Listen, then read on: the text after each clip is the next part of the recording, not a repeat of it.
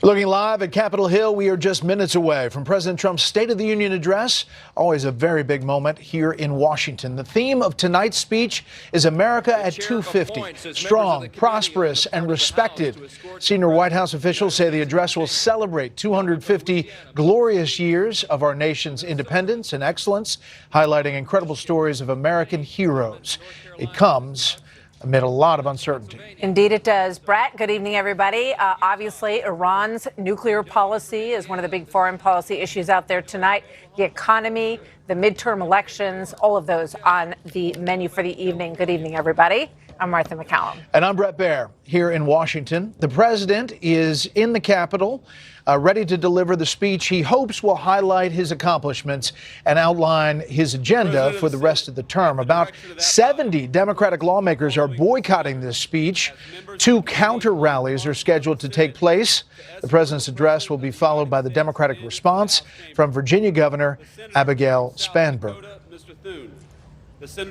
Joining us with a preview of tonight's events are Larry Kudlow, Harold Ford Jr., Dana Perino, and Brit Hume. Great to have all of you with us. Brit, you have watched a few of these play out over the years. Your thoughts as we watch the House Speaker and the Vice President get this ready to gavel in? Well, buckle up, America. We're going to be here a while. The president has said, and the president's speeches tend to be long anyway, that this one is going to be quite long because he says there's so much to talk about. So we'll see what he can do. These speeches tend to be programmatic more than thematic. They tend not to be soaring rhetoric, even though people like to hear that stuff sometimes. And he's got a task ahead of him to try to convince people that the economy that they feel isn't going so well for them is actually doing very well. That's not an easy task. Maybe he can do it. And it'll be an exciting night with the U.S. winning hockey team on hand. So we can all look forward to that. So we'll see how it goes. You know, Larry, as we look at other officials coming in to the House chamber, this speech is mostly about the U.S. economy. It's mostly about trying to talk to American voters who mostly say they don't feel great about the U.S. economy as of yet, despite the stats and the numbers. How do you see it? Well, the stats and the numbers are on the president's side. And I think we are in an economic boom. We're in a stock market boom. We're in a productivity boom. And I think all that plays into his hands. And I think he's going to put some numbers out. I hope he will, because the numbers are on his side. You're in a stock market boom as well. This country is safe because the border's been closed. And I think because of all that, we are the dominant nation around the globe. We were not a year or two ago. He has made us the dominant nation around the globe. So I think he has a lot to communicate and a lot to sell. I appreciate that not everybody agrees with that point of view, but I think it's there for him, and I think you're going to see him move it along tonight.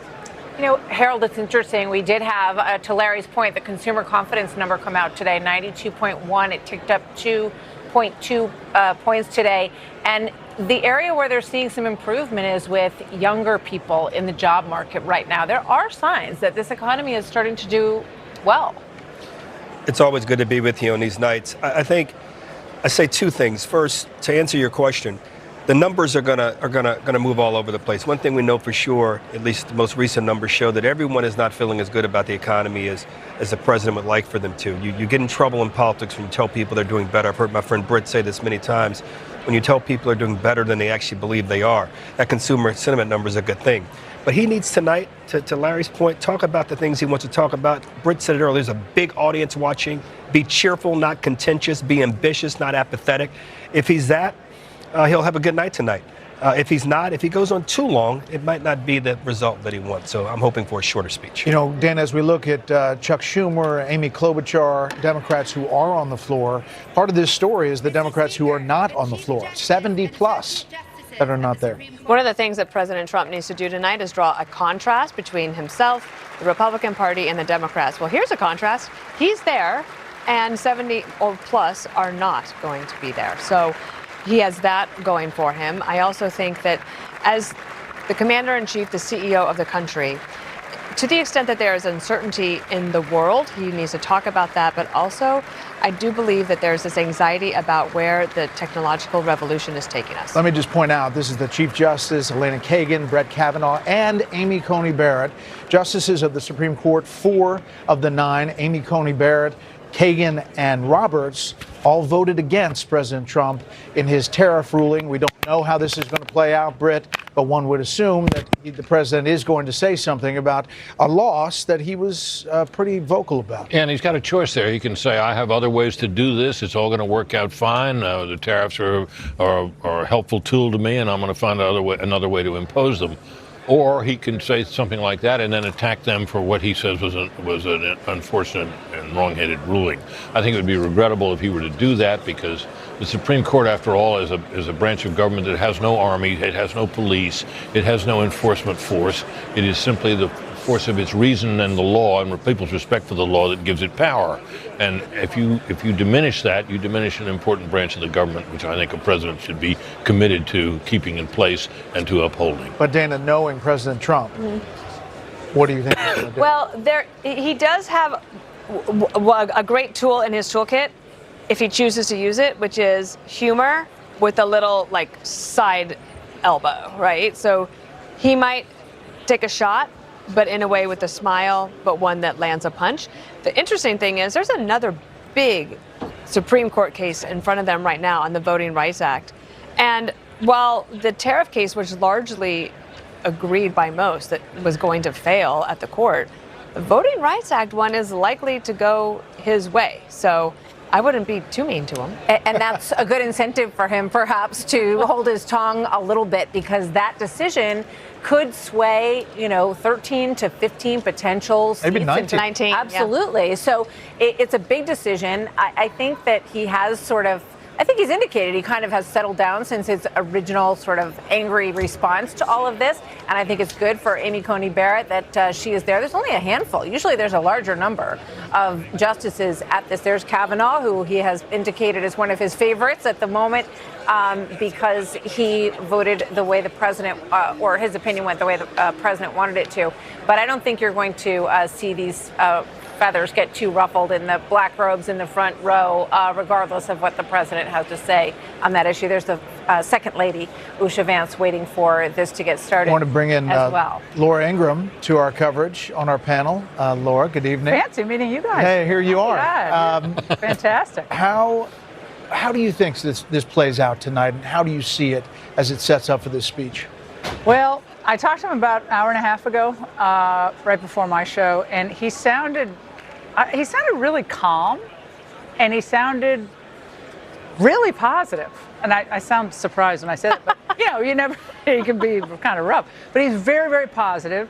And he said, we just have a great story to tell, and it's only going to get better. Mm-hmm. And that was interesting because, as Dana, you talked about on the 5, the optimism wins the day here. I mean, not everybody's going to feel this economy and the way he wants them to feel it, not yet. But optimism about our 250th birthday, what we hope for our next generation, and the sacrifices of, there's the First Lady, obviously walking through to huge applause. But he was extremely, he seemed really at ease and really ready to go. He wished it was starting earlier. Let's listen in. That's the First Lady and Barron Trump.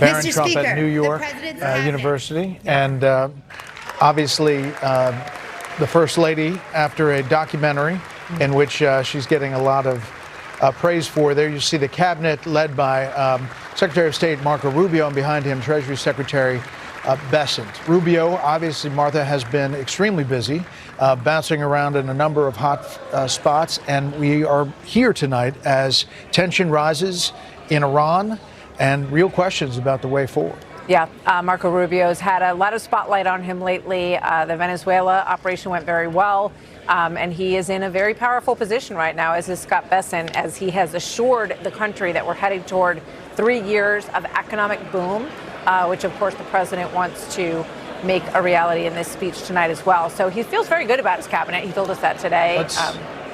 Let's take a moment and listen to the action on the floor as we pause to the top of the hour on our special coverage of the President's State of the Union address.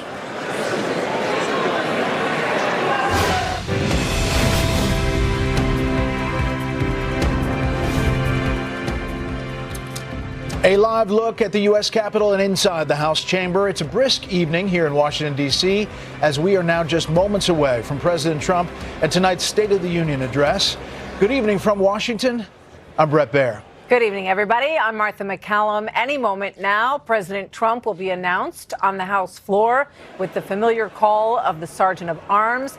He will make his way down the aisle, and he will get lots of handshakes who all want to second with the president as he makes his way in. And then he's going to lay out what we expect will be a look at a positive agenda that he feels he has accomplished. He wants to lay that out to lawmakers as he lays out his case for the first year here. And, of course, to the American people, who he will be working to persuade tonight that he's on the right track and that he should be in a good position to move the economy into an even stronger place. There you see the Health and Human Services Secretary, Robert F. Kennedy Jr. There's Pam Bondi, the Attorney General, shaking the hands of the Supreme Court. With that, let's bring in senior White House correspondent Jackie Heinrich, live from the North Lawn with a preview. Good evening, Jackie. Good evening, Brett. Good evening, Martha. We just got some excerpts of the speech. As expected, heavy focus on the economy and immigration, the two issues that put President Trump in office a second time. He takes a victory lap on his efforts to lower costs for things like prescription drugs and housing. And he takes a swipe at Democrats for the partial government shutdown, giving a defense of DHS for protecting the country from cartels, violence, and drugs. Now, the White House is teasing some possibilities tonight with a bingo card. They just posted to X. Some are more likely than others. I would bet he does say the economy is so hot or that we were once a dead country. But I would say after the Olympic hockey loss, not so likely that Canada becomes the 51st state tonight. Guys. Jackie Heinrich live on the North Lawn. Jackie, thanks. All right, let's bring in our panel for a go-round before the president gets started here. Laura Ingraham of the Ingraham Angle, Dana Perino, co-anchor of America's Newsroom and co-host of The Five, Harold Ford Jr. with us as well, former Tennessee congressman and co-host of The Five, and Fox News chief political analyst Brit Hume. You know, we've seen this many times, Britt, as the cabinet comes in, and obviously the president will walk in. You look at Susie Wiles there, the White House chief of staff, shaking hands. She is arguably one of the most powerful women in Washington. She makes the trains run on time inside that White House. As you look at the Trump family, there she is in the red jacket. She has steered this president in a way that many White House chief of staffs haven't done. Trump is pretty rambunctious, and I think she's made us pretty sturdy stuff. He's well organized, competent. He trusts her, which is critical, and I think by all accounts she's done well. As we were mentioning earlier, Marco Rubio, who as Secretary of State had an interesting challenge, because the Secretary of State is, at least on paper, the leading diplomatic spokesman on foreign policy matters. In this administration, the president's chief negotiators at times have been Steve Witkoff and to some extent his son-in-law, Jared Kushner. And yet Rubio has managed, in spite of all that, to emerge as a remarkably, very much a star in this cabinet. And his recent speech in Munich, Germany, at that conference over there, has managed to completely reverse the atmosphere in which the president found himself, he and his administration, in dealing with Europe. So it's been quite an interesting story to tell. And I think, you look at Scott Bessent and Marco Rubio there together as they came in together earlier. They've been kind of, in a way, the stars of this cabinet, haven't they? There you look at Kristi Noem, the DHS Secretary, Laura. Obviously, she's been under fire for some of the decisions about ICE and other things. It doesn't seem like the president, though, is in any hurry to get rid of anybody in his cabinet before the midterms. Well, I wouldn't hold your breath if you're waiting for President Trump to fire any of them. He both values competence and loyalty. And if you've been loyal to his agenda, if you have a clear path to try to fulfilling what he campaigned on so powerfully, then you'll probably stay, or he'll find another job for you that you'd like just as much. But to the point about this cabinet that Britt raised, Bessent, Rubio, General Kane, Zeldin, Chris Wright, This is an incredible group of individuals who could be doing anything with their time, extremely successful, and they have come in at a very difficult point in our nation's history and are trying to do something that is very tough, which is take on the old establishment and remake the Republican Party in a way they think represents a wider swath of the American public. A lot of resistance to what they want to do, but boy, has he assembled a group of people overall who are absolutely out of this world competent.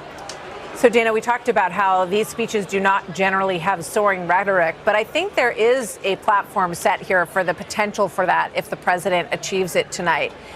We saw Marco Rubio's speech in Europe that was absolutely that kind of soaring rhetoric. We're in the 250th anniversary of the country, and we do have an indication that he may reach into history a bit tonight to lay down a good argument for American exceptionalism. Well, it's a wonderful opportunity, like absolutely use America 250 to the greatest extent possible. And the fact that our founders were brilliant and they created this beautiful country for us, and that we all might disagree on a lot of things, but we show each other every year at this time, either at the joint address or the State of the Union address, that we are the best country in the history of the world. Mr. Speaker, the President of the United States.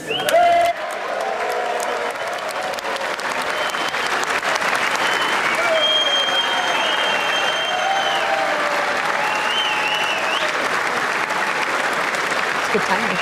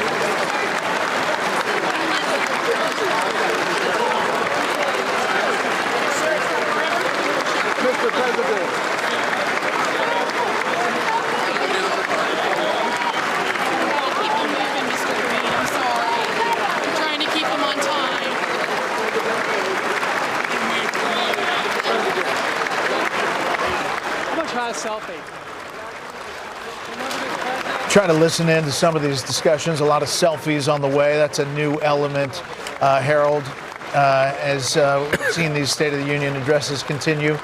Steve Scalise and the group escorting the president in behind him. You know, he does have a lot of support in the Republican Party. He is seen as crucial to this midterm election to be essentially on the ballot, even though polls show it could be Democrats who are right now gaining from the current situation. It's part of the president's job to try to turn that dynamic around. There's shaking the hands of the U.S. Supreme Court, which is a moment. Let's listen.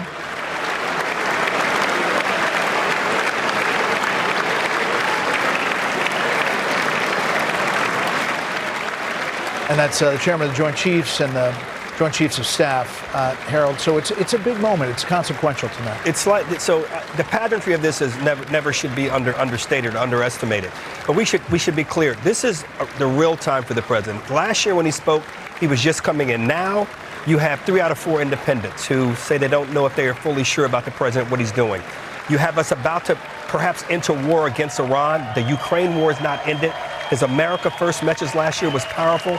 We're going to see how he connects the dots tonight. I'm rooting for him, but you got to understand, tonight's a little different night than it was for him a year ago.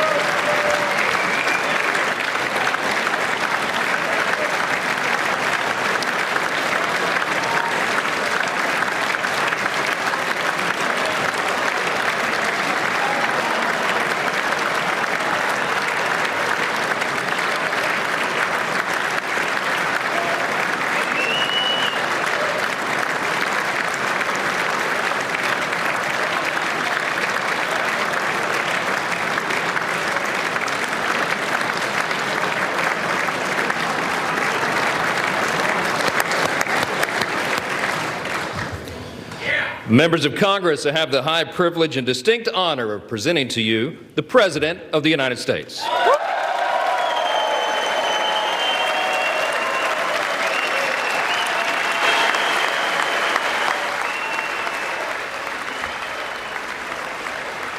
Big night for President Donald J. Trump, the 45th and 47th President of the United States.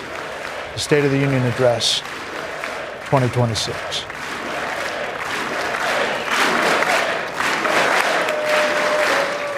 Well, thank you very much, everybody. It's really an honor. Speaker Johnson, Vice President Vance, First Lady of the United States.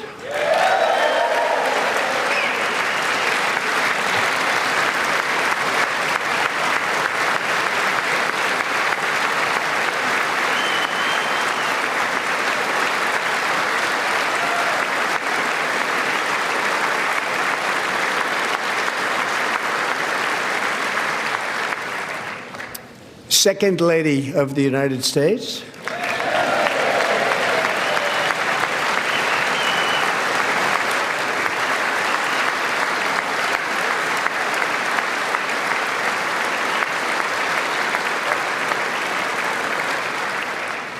Members of Congress and my fellow Americans, our nation is back, bigger, better, richer, and stronger than ever before.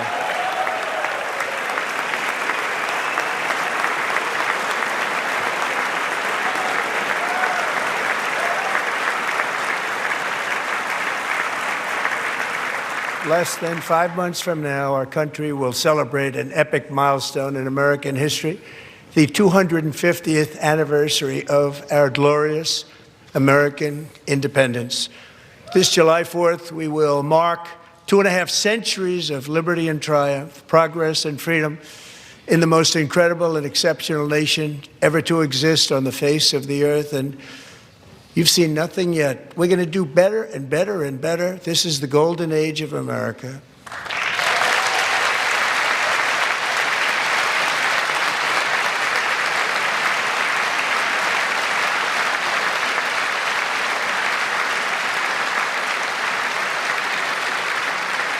When I last spoke in this chamber 12 months ago, I had just inherited a nation in crisis with a stagnant economy, inflation at record levels, a wide open border, horrendous recruitment for military and police, rampant crime at home, and wars and chaos all over the world. But tonight, after just 1 year, I can say with dignity and pride that we have achieved a transformation like no one has ever seen before, and a turnaround for the ages. It is indeed a turnaround for the ages.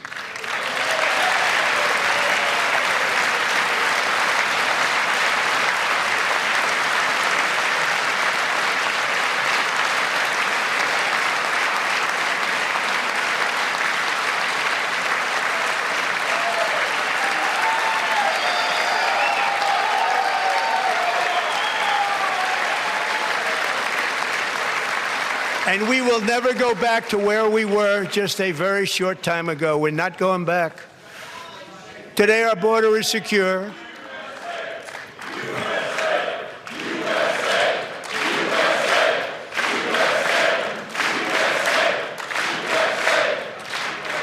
Thank you.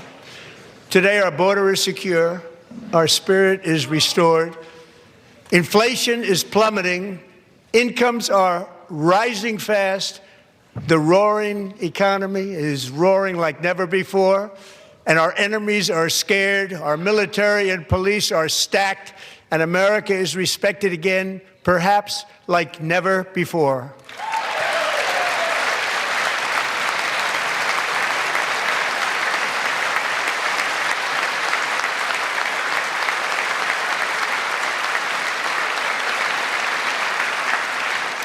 After 4 years in which millions and millions of illegal aliens poured across our borders, totally unvetted and unchecked, we now have the strongest and most secure border in American history by far.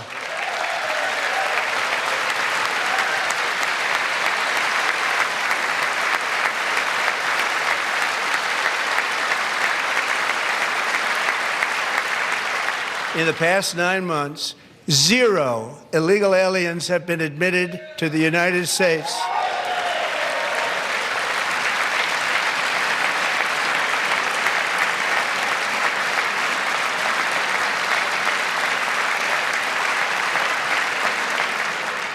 But we will always allow people to come in legally, people that will love our country and will work hard to maintain our country.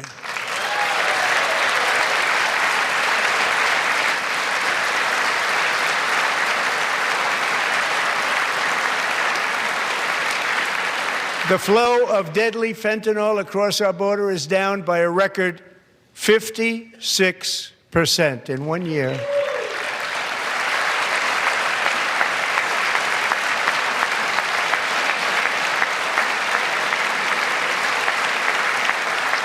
And last year, the murder rate saw its single largest decline in recorded history. This is the biggest decline, think of it, in recorded history, the lowest number in over 125 years, year 1900. In fact, substantially before my wonderful father, I had a wonderful father, Fred, before he was born, substantially before he was born.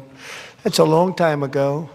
He wouldn't like me to say that, but that's a long time ago. The Biden administration and its allies in Congress gave us the worst inflation in the history of our country. But in 12 months, my administration has driven core inflation down to the lowest level in more than 5 years. And in the last 3 months of 2025, it was down to 1.7%.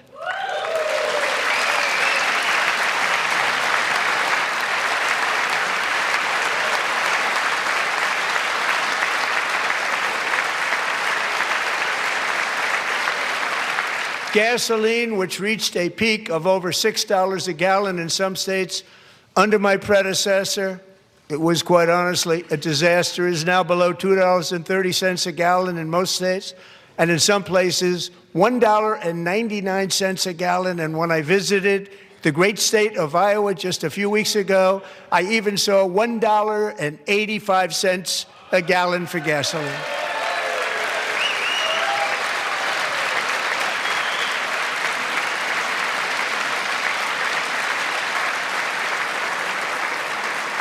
Mortgage rates are the lowest in 4 years and falling fast, and the annual cost of a typical new mortgage is down almost $5,000 just since I took office. 1 year. And low interest rates will solve the Biden-created housing problem while at the same time protecting the values of those people who already own a house that really feel rich for the first time in their lives. We want to protect those values. We want to keep those values up. We're going to do both. And we are going to keep it that way. The stock market has set 53 all-time record highs since the election. Think of that, 1 year. Boosting pensions, 401ks, and retirement accounts for the millions and millions of Americans. They're all gaining. Everybody's up, way up. In 4 long years, the last administration got less than $1 trillion in new investment in the United States. And when I say less, substantially less. In 12 months, I secured commitments for more than $18 trillion pouring in from all over the globe.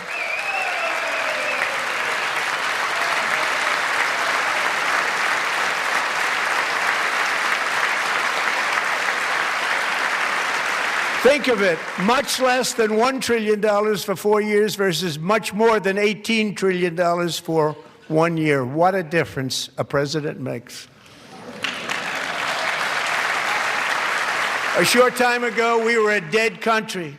Now we are the hottest country anywhere in the world, the hottest.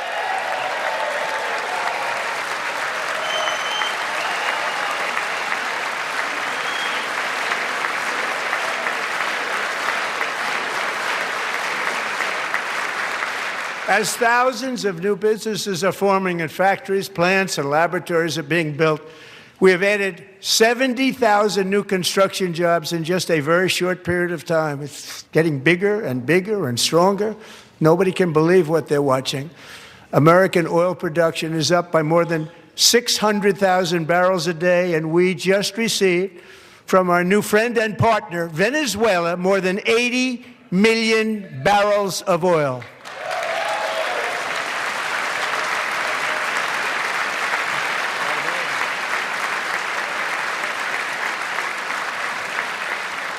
American natural gas production is at an all-time high because I kept my promise to drill, baby, drill.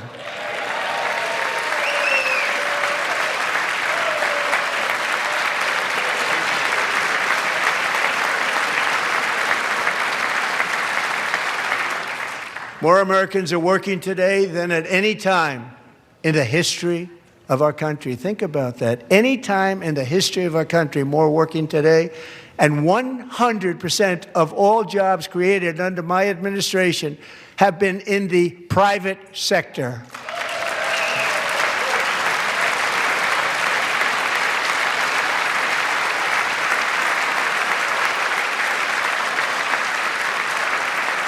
We ended DEI in America.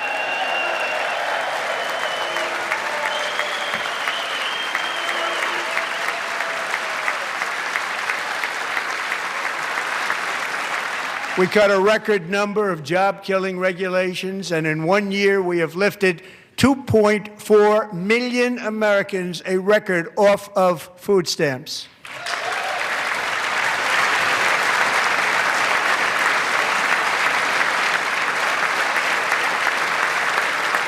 And for all of these reasons, I say tonight, members of Congress, the state of our union is strong.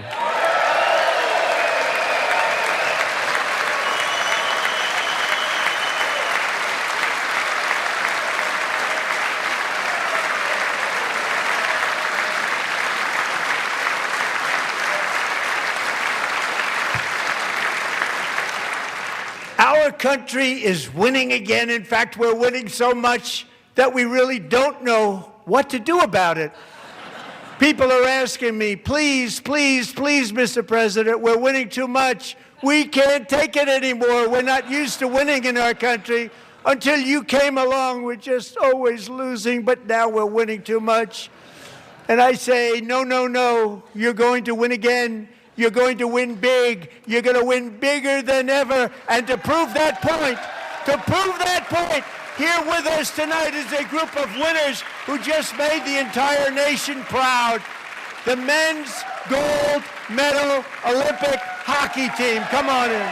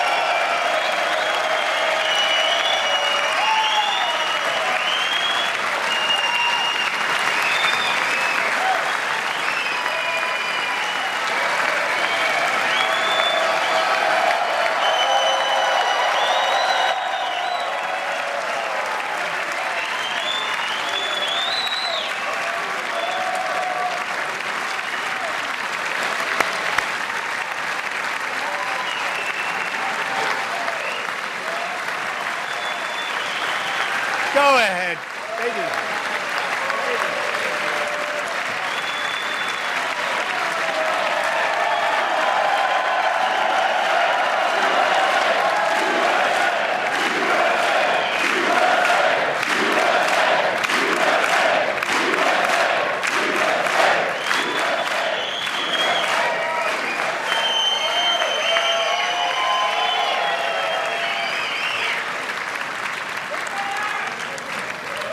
That's the first time I've ever seen them get up. And actually, not all of them did get up. But they beat a fantastic Canadian team in overtime, as everybody saw, as did the American women who will soon be coming to the White House.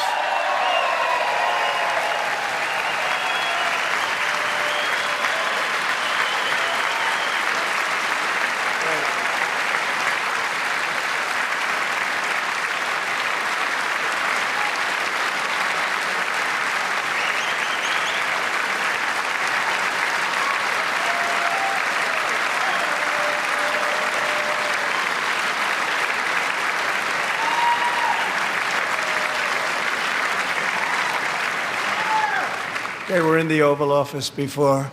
And I just want to say a second very big congratulations to Team USA. But I have to say that, and I told them this, and we took a vote of the team. I said, anybody votes no, I'm not doing it. So they stood there, and they weren't about to say no, because I've never seen a goaltender play as well as goalie Connor Hellebuyck.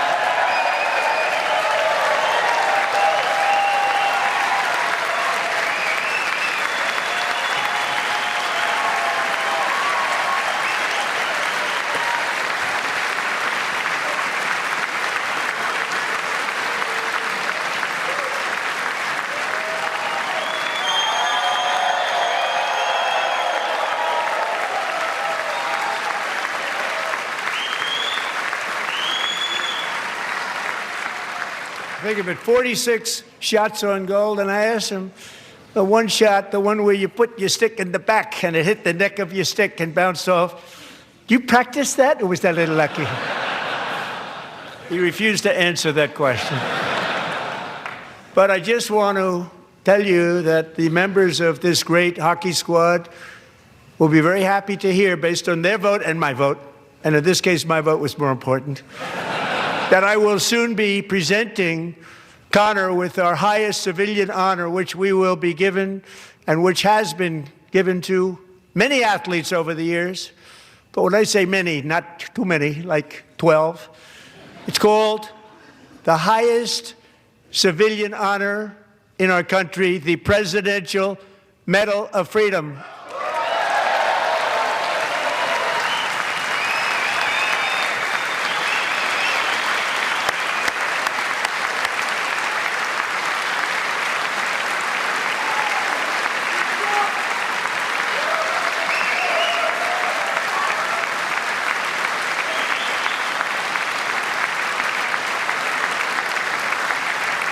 Great athletes have gotten that, very great, the best, and I thought he deserved it. And I did take a vote, every single one of them. I said, I'm not giving it if anybody goes no, and every single one of them rapidly put up their hand. So I want to thank you. What a special job you did. What special champions you are. Thank you very much.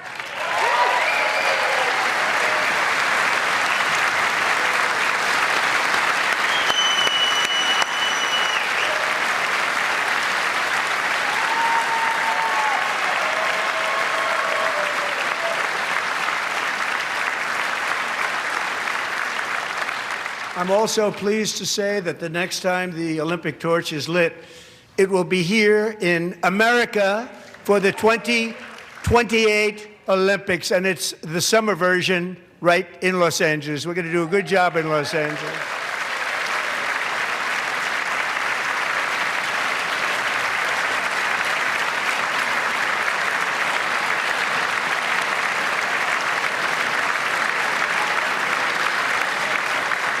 And Los Angeles is going to be safe, just like Washington, D.C. is now one of the safest cities in the country.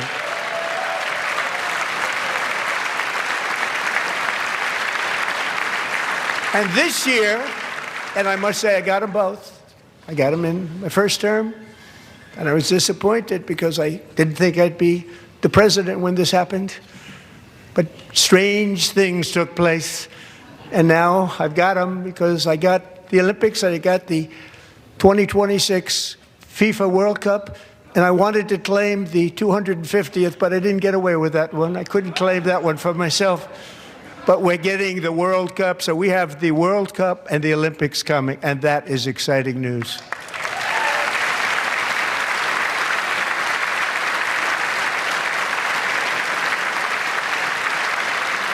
So this will be a year to celebrate our country and the heroes who have kept it free. Men like Buddy Taggart. At age 17, Buddy volunteered to defend America in World War II, serving in the Pacific under the great General Douglas MacArthur. He fought bravely in the famous Battle of Manila, worked so hard. He was badly wounded and almost killed by enemy machine guns in Luzon. And 81 years ago this month, he liberated the largest internment camp in the Philippines, one of the largest anywhere in the world. Buddy earned many honors, including a Purple Heart and a Bronze Star, came home, started a family, and tonight he is in the gallery looking forward to July 4th, 2026, his 100th birthday.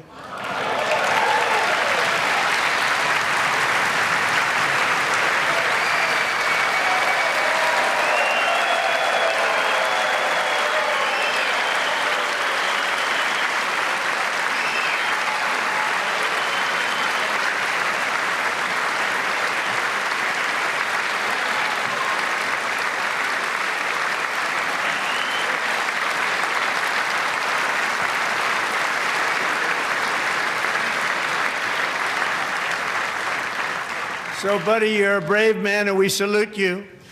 Even in times of challenge, setback, and immense heartache, the spirit of 1776 has always shone through very brightly. It was July 4th of last year when floodwaters tore through a girls' summer camp in Central Texas, one of the worst things I've ever seen. I was there, rising 26 feet in the matter of minutes, tragically claiming many, many lives. You all remember that one. As the waters threatened to sweep her away, 11-year-old Millie Kate McClymont closed her eyes and prayed to God. She thought she was going to die. Those prayers were answered when Coast Guard rescue swimmer Scott Ruskin descended from a helicopter above. Nobody knew where he came from. It was Scott's first ever rescue mission, a young guy, but very brave, very, very top, always top in his class. And he lifted not just Millie Kate, but 164 others to safety.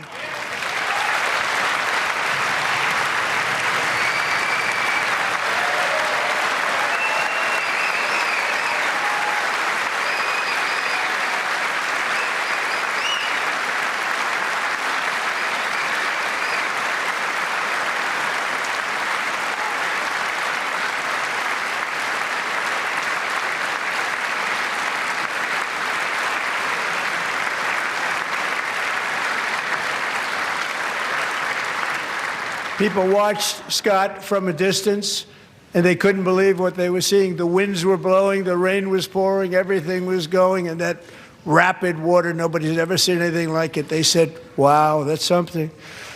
Tonight, Scott and Millie Kate are here together, reunited for the very first time. Thank you, Scott, Millie Kate.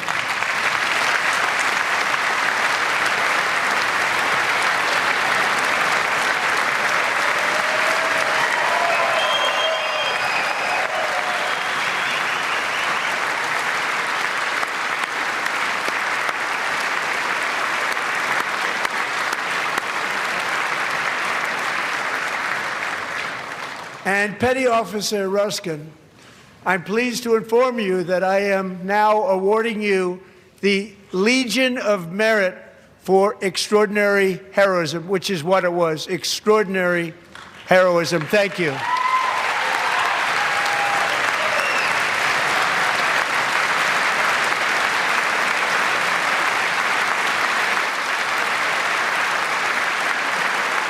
And I'd like to have the military aide to please come down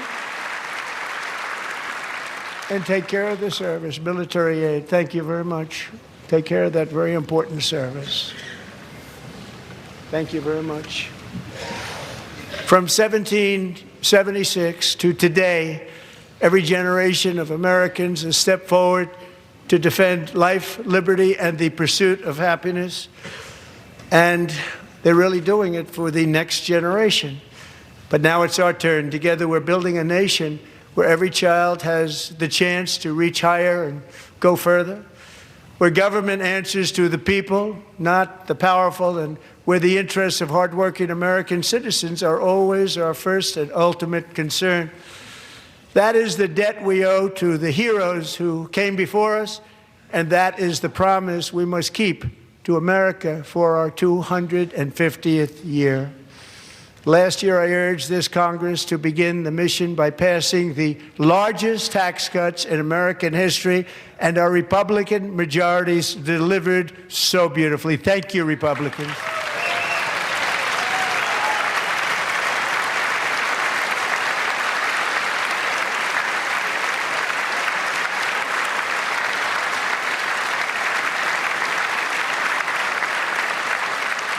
All Democrats, every single one of them, voted against these really important and very necessary massive tax cuts.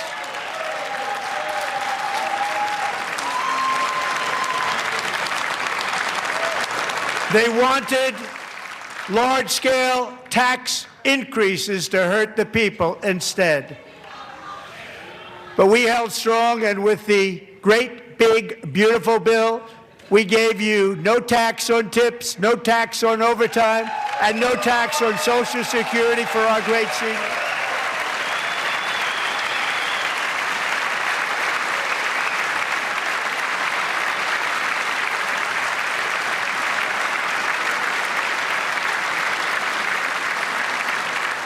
And we also made interest on auto loans tax deductible the first time, but only if the car is made in America.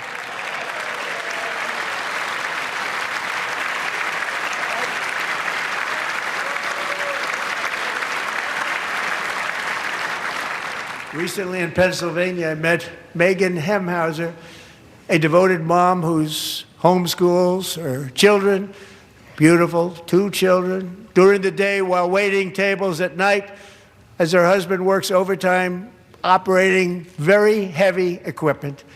Megan is here this evening, and she's happy to tell you that she is so much richer because with no tax on tips, no tax on overtime, and her expanded child tax credit done again by Republicans, Megan and her husband will take home more than $5,000 extra just for the year, cutting her tax bill in more than half.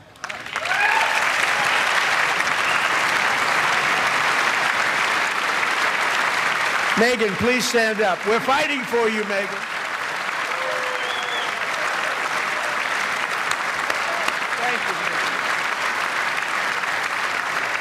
Thank you, Megan. We're fighting for you, Megan. Under our bill, parents like Megan can also activate their children's brand new Trump accounts. And I didn't name it. I did not name that.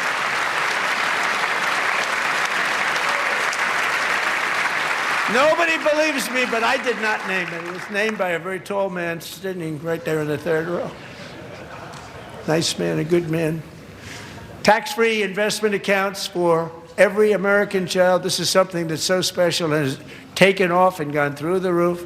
Millions will be pre-funded courtesy of the U.S. Treasury and private individuals like Michael and Susan Dell, who have donated $6.25 billion to fund the Trump accounts for 25 million American children.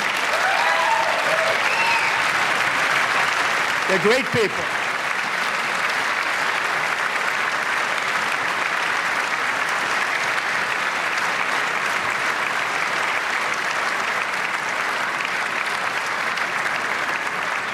When I asked Michael Dell, how do you make all that money? He said, well, I just sat on my dorm in school, and I made computers, and I'd sell them to people.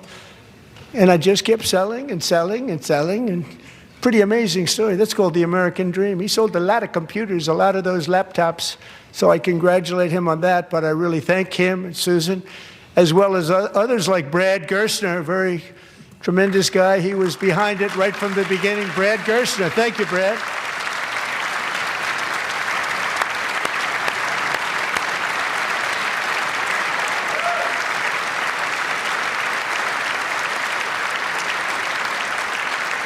So with modest additional contributions, these young people's accounts could grow to over $100,000 or more by the time they turn 18. Think of it. How much money is that for somebody that started with nothing?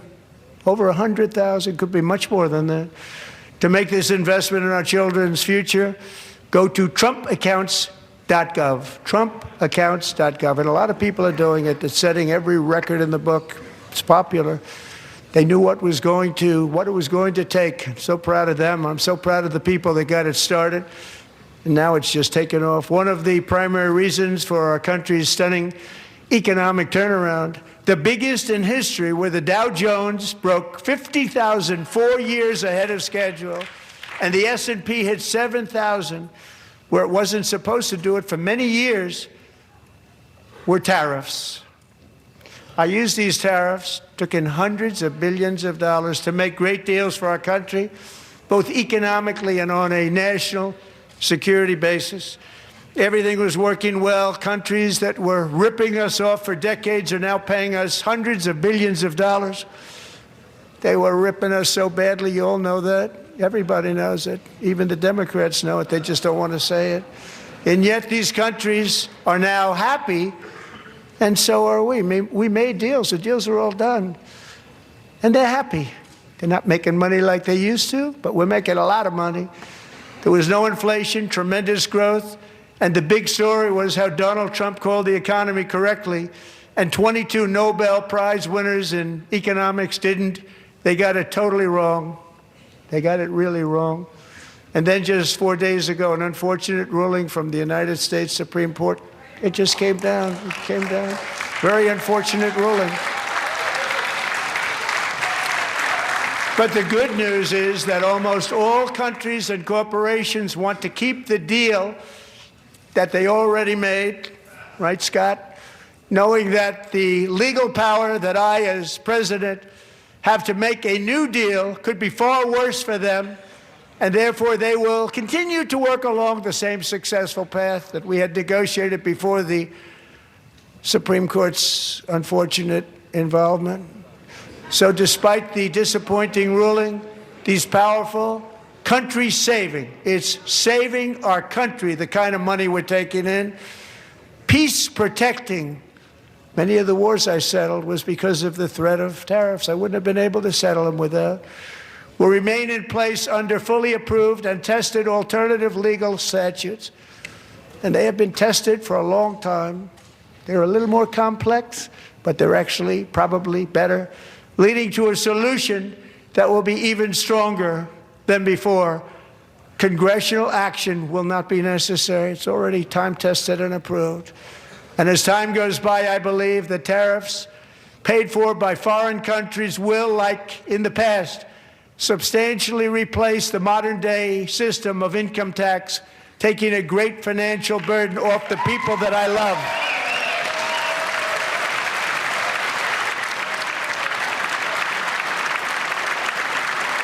Right?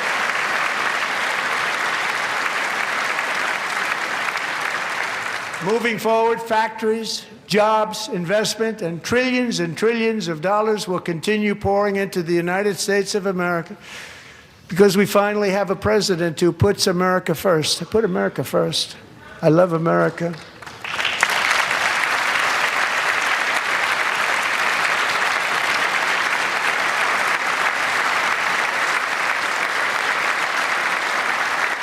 For decades before I came along, we had the exact opposite.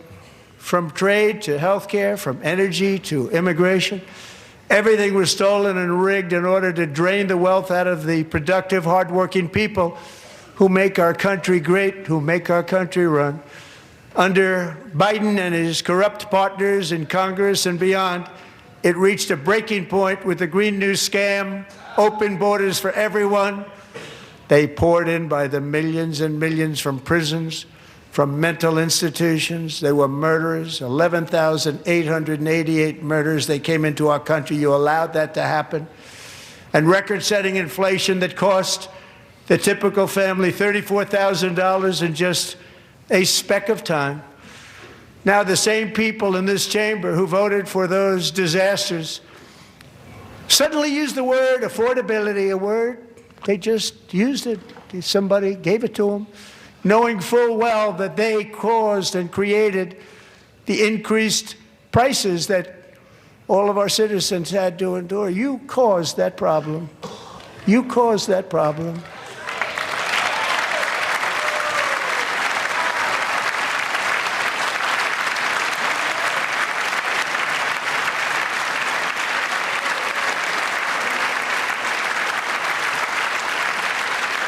They knew their statements were a lie. They knew it. They knew their statements were a dirty, rotten lie. Their policies created the high prices Our policies are rapidly ending them. We are doing really well. Those prices are plummeting downward.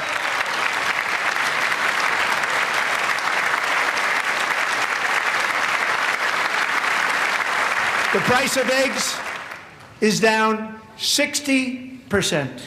Madam Secretary, thank you. The cost of chicken, butter, fruit, hotels, automobiles, rent is lower today than when I took office by a lot. And even beef, which was very high, is starting to come down significantly. Just hold on a little while. We're getting it down. And soon you will see numbers that few people would think were possible to achieve just a short time ago. Nobody can believe when they see the kind of numbers, and especially energy, when they see energy going down to numbers like that, they cannot believe it. It's like another big tax cut. I'm also confronting one of the biggest ripoffs of our times, the crushing cost of health care caused by you.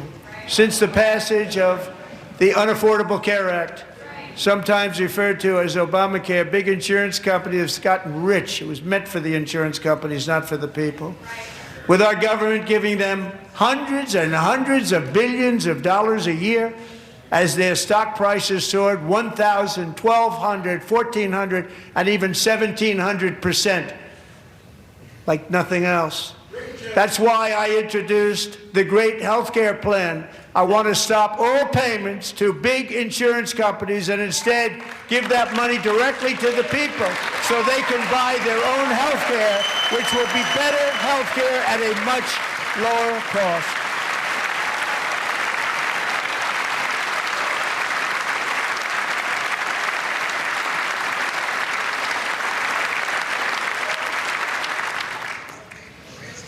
In addition, my plan requires maximum price transparency. That's a big deal. Sounds so simple, so big. And I did that in my first term, and the Democrats immediately terminated it with full knowledge that they were doing a very bad thing for the people. Costs were going to go way up, and that's what happened, and now I'm bringing them way down on health care and everything else. I'm also ending the wildly inflated cost of prescription drugs like has never happened before.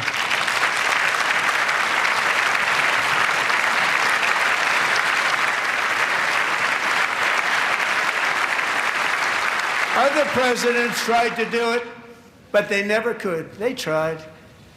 Most didn't try, actually. But they tried. They said they tried. They couldn't do it. They didn't even come close. They were all talk and no action. But I got it done. Under my just enacted most favored nation agreements, Americans who have for decades paid by far the highest prices of any nation anywhere in the world for prescription drugs will now pay the lowest price anywhere in the world for drugs. Anywhere. The lowest price.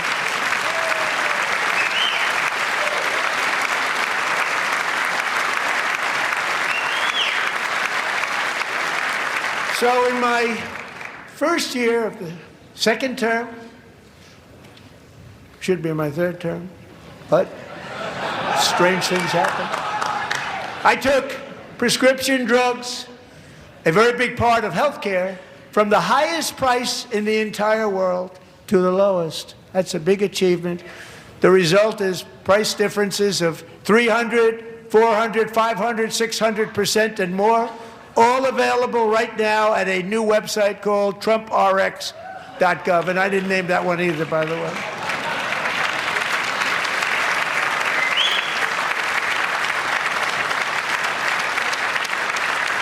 And here tonight is the very first customer ever to get that big discount, and it is big, Catherine Rayner.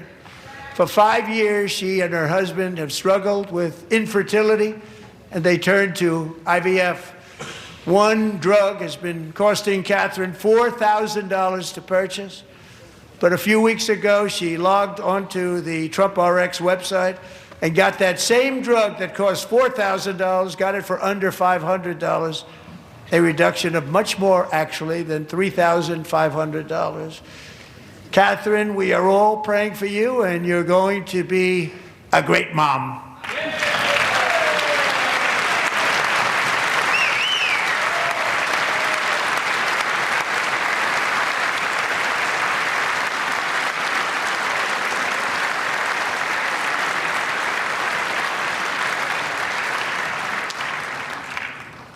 So now I'm calling on Congress to codify my most favored nation program into law. Now, the one thing, I'm not sure it matters because it's going to be very hard for somebody that comes along after me to say, let's raise drug prices by 700 or 800%. But John and Mike, if you don't mind, codify it anyway. They may do it. Codify it anyway. Thank you. Many Americans are also concerned that energy demand from AI data centers could unfairly drive up their electric utility bills. Tonight, I'm pleased to announce that I have negotiated the new Ratepayer Protection Pledge. You know what that is? We're telling the major tech companies that they have the obligation to provide for their own power needs. They can build their own power plants as part of their factory so that no one's prices will go up. And in many cases, prices of electricity will go down for the community and very substantially down. This is a unique strategy never used in this country before. We have an old grid. It could never handle the kind of numbers, the amount of electricity that's needed. So I'm telling them they can build their own plant. They're going to produce their own electricity. It will ensure the company's ability to get electricity while at the same time lowering prices of electricity for you, and could be very substantial for all of you cities and towns. You're going to see some good things happen over the next number of years. Another pillar of the American dream that has been under attack is home ownership.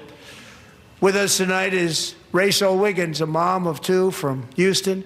She placed bids on 20 homes and lost all of those bids to gigantic investment firms that bypassed inspection, paid all cash, and turned those houses into rentals, stealing away her American dream. She was devastated. Stories like this are why last month I signed executive order to ban large Wall Street investment firms from buying up in the thousands single-family homes.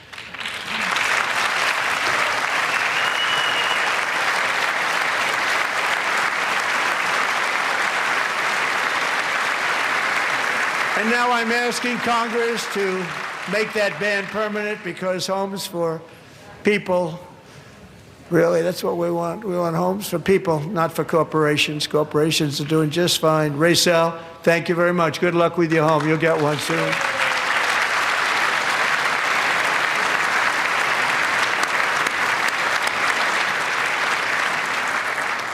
We're also working to make it easier for Americans to save for retirement.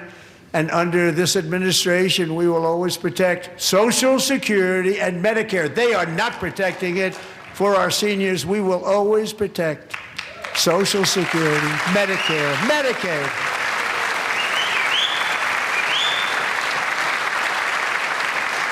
Since I took office, the typical 401k balance is up by at least $30,000. That's a lot of money.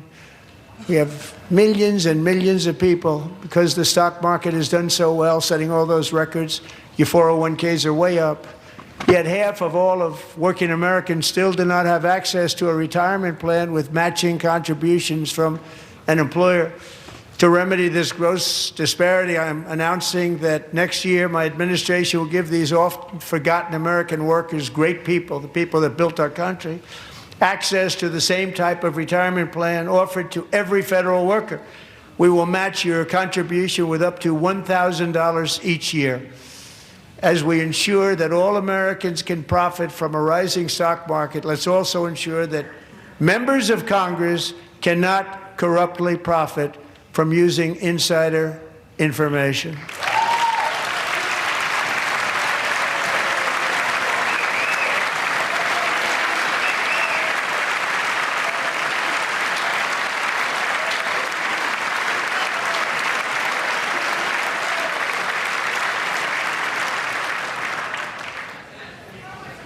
They stood up for that. I can't believe it. I can't believe it. Did Nancy Pelosi stand up if she was here? Doubt it. Pass the Stop Insider Trading Act without delay.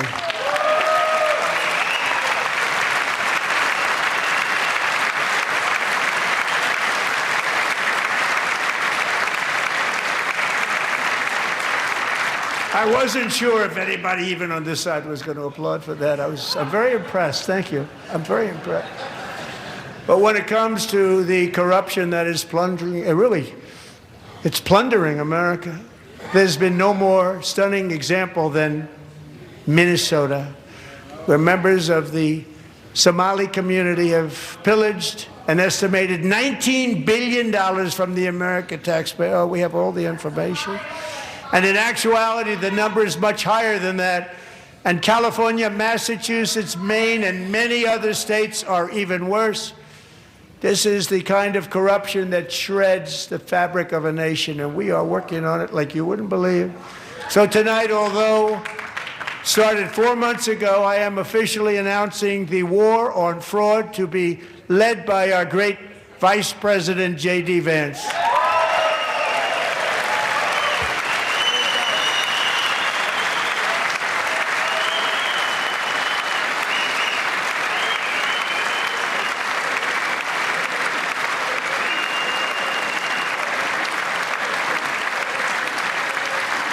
He'll get it done. And if we're able to find enough of that fraud, we will actually have a balanced budget overnight. It'll go very quickly. That's the kind of money you're talking about. We'll balance our budget. The Somali pirates who ransacked Minnesota remind us that there are large parts of the world where bribery, corruption, and lawlessness are the norm, not the exception. Importing these cultures through unrestricted immigration and open borders brings those problems right here to the USA. And it is the American people who pay the price in higher medical bills, car insurance rates, rent, taxes, and perhaps most importantly, crime. We will take care of this problem. We're going to take care of this problem. We are not playing games. Delilah.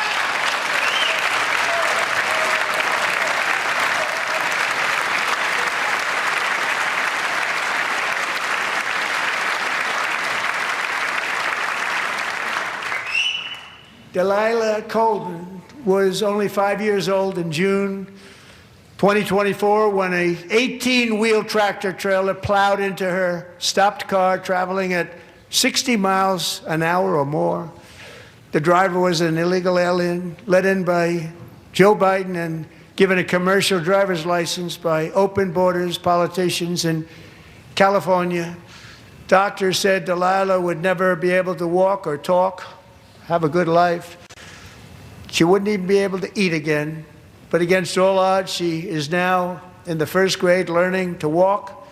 And she's here this evening with her dad, Marcus, a fantastic man. Delilah, please, you are a great inspiration. Please stand up.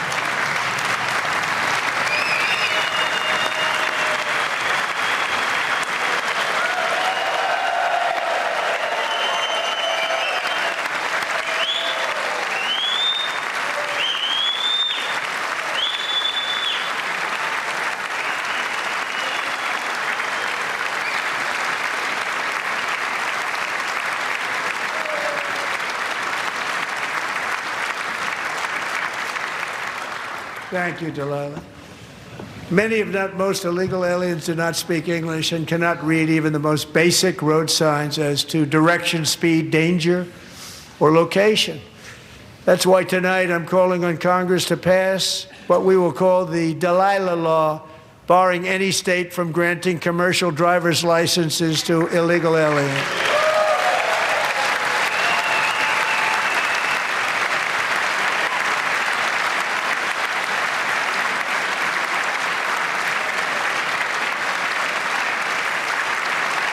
And yesterday, as you probably saw at the White House, I hosted a ceremony with Americans who lost their treasured loved ones to the scourge of illegal immigration. People came into our country, how we allowed this to happen with our open borders.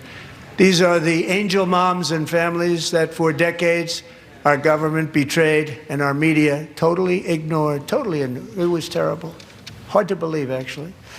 In 2023, a 16-year-old high school cheerleader named Elizabeth Medina was supposed to perform in her town's Christmas parade, but she never arrived. Her mother, Jacqueline, went home to look for her, and she found her lying dead in a bathtub bleeding profusely after being stabbed 25 times. Lizbeth's killer was a previously arrested illegal alien who had broken in and brutally extinguished the brightest light in her family's life, violently and viciously. Her heartbroken mother is in the gallery to remind everyone in this chamber exactly why we are deporting illegal alien criminals to our country at record numbers, and we're getting them the hell out of here fast. We don't want them.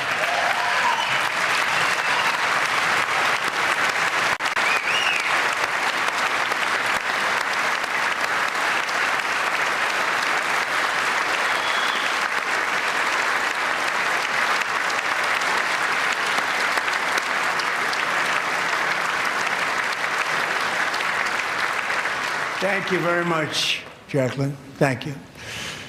We can never forget that many in this room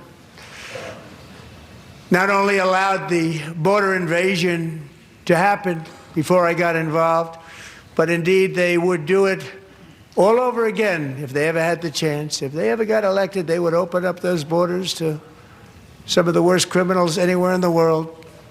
The only thing standing between Americans and a wide open border right now is President Donald J. Trump and our great Republican patriots in Congress. Thank you. Thank you.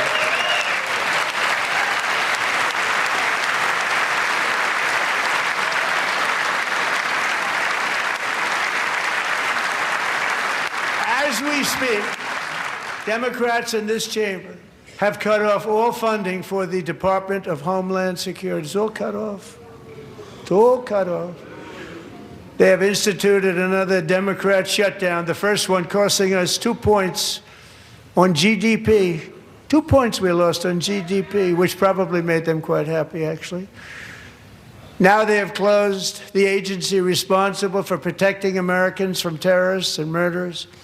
Tonight I'm demanding the full and immediate restoration of all funding for the border security, homeland security of the United States, and also for helping people clean up their snow. We have no money because of the Democrats, and it would be nice. We'd love to give you a hand at cleaning it up, but you gave no money.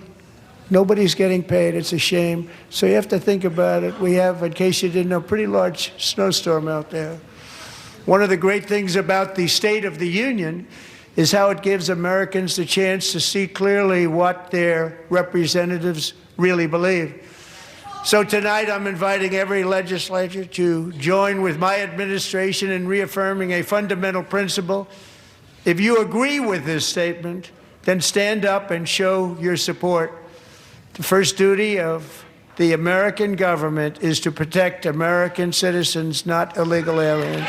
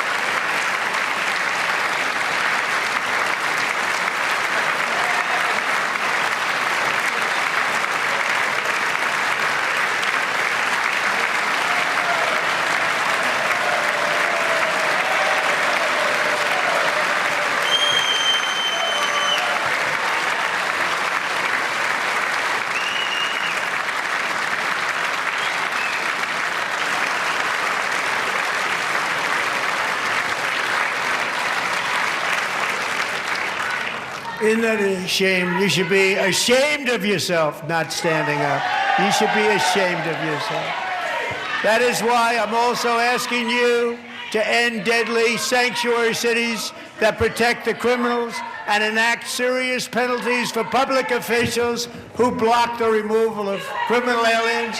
In many cases, drug lords, murderers all over our country, they're blocking the removal of these people out of our country, and you should be ashamed of yourself.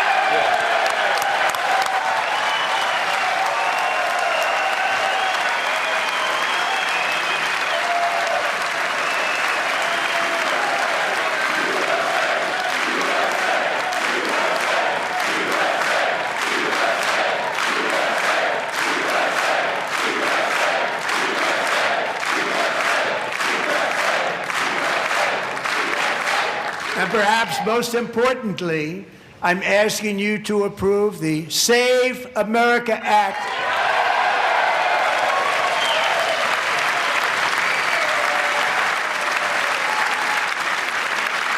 To stop illegal aliens and others who are unpermitted persons from voting in our sacred American elections. The cheating is rampant in our elections. It's rampant.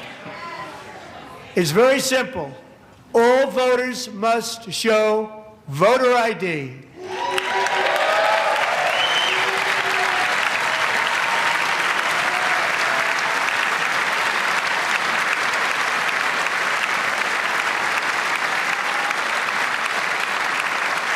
All voters must show proof of citizenship in order to vote.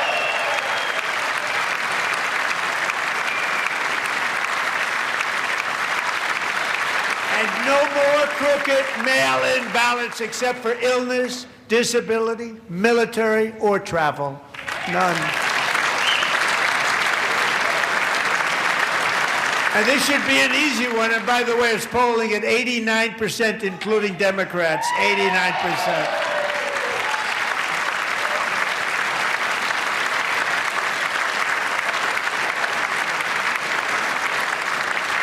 And even the new communist mayor of New York City, I think he's a nice guy, actually. Speak to him a lot. Bad policy, but nice guy. Just said they want people to shovel snow. They got hit hard. Wants them to shovel snow, but if you apply for that job, you need to show 2 original forms of ID and a Social Security card. Yet they don't want identification for the greatest privilege of them all, voting in America. No, it's no good. No good. Both Republicans and Democrats overwhelmingly agree on the policy that we just enunciated. And Congress should unite and enact this common sense, country-saving legislation right now, and it should be before anything else happens.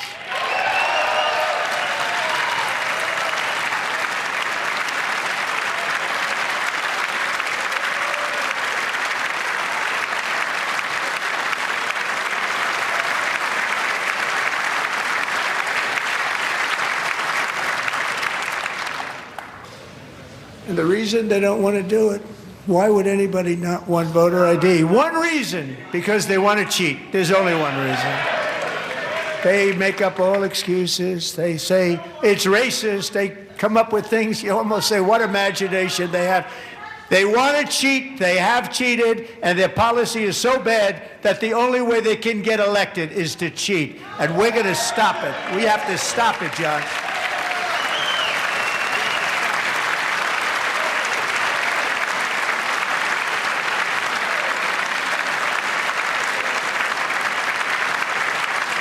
And here is one more opportunity to show common sense in government.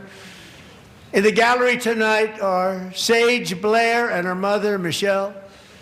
In 2021, Sage was 14 when school officials in Virginia sought to socially transition her to a new gender, treating her as a boy and hiding it from her parents. Hard to believe, isn't it?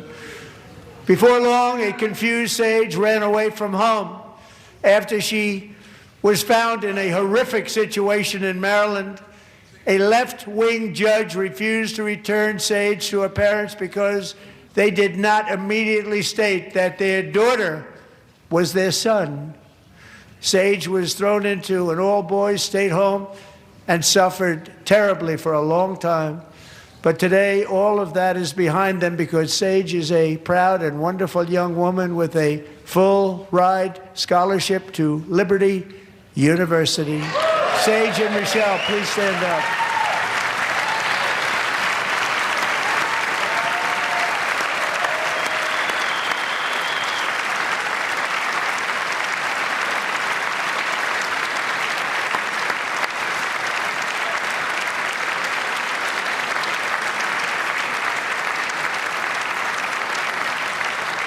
And thank you for your great bravery. And who can believe that we're even speaking about things like this? 15 years ago, if somebody was up here and said that, they'd say, what's wrong with him? But now we have to say it because it's going on all over numerous states without even telling the parents. But surely we can all agree no state can be allowed to rip children from their parents' arms and transition them to a new gender against the parents' will. Who would believe that we're even talking about this? We must ban it, and we must ban it immediately.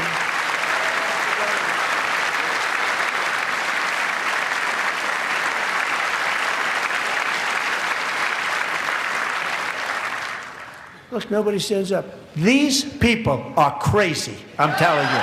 They're crazy.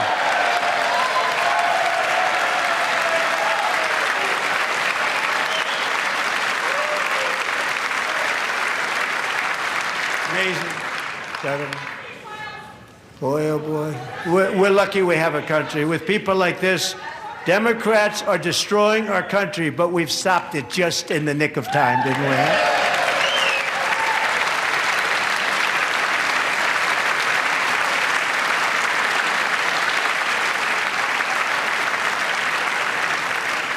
No one cares more about protecting America's youth than our wonderful First Lady, now a movie star. She's a movie star. Can you believe it?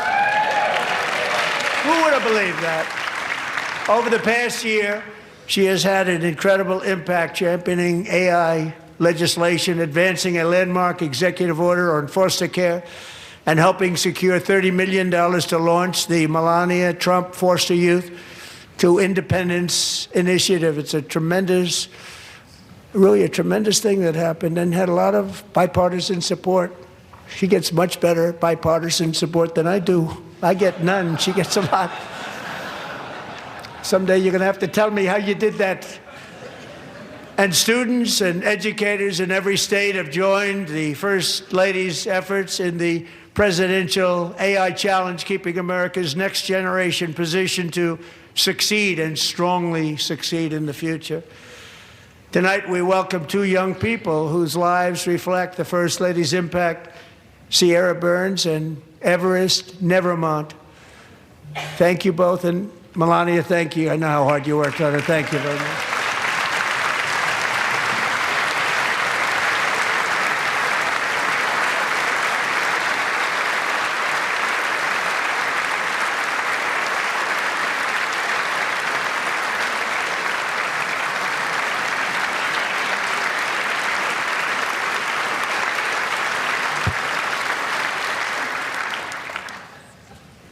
I'm very proud to say that during my time in office, both the first 4 years and in particular this last year, there has been a tremendous renewal in religion, faith, Christianity, and belief in God. Tremendous renewal.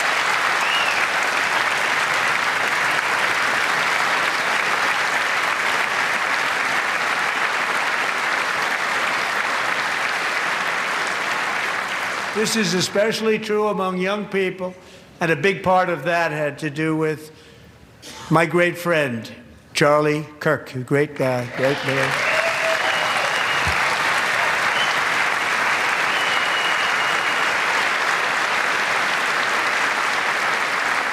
So last year, Charlie was violently murdered by an assassin and martyred, really martyred for his beliefs. His wonderful wife, Erica, is with us tonight. Erica, please stand.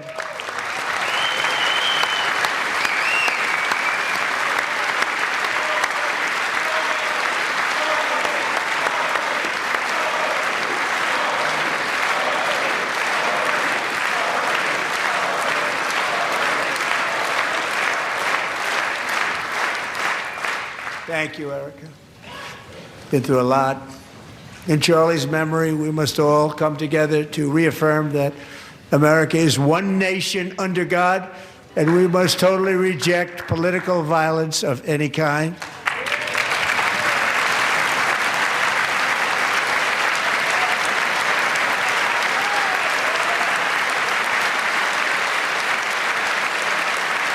We love religion, and we love bringing it back, and it's coming back at levels that nobody actually thought possible. It's really a beautiful thing to see. Above all, unleashing America's promise requires keeping our communities safe. We have made incredible strides, yet dangerous repeat offenders continue to be released by pro-crime Democrat politicians again and again.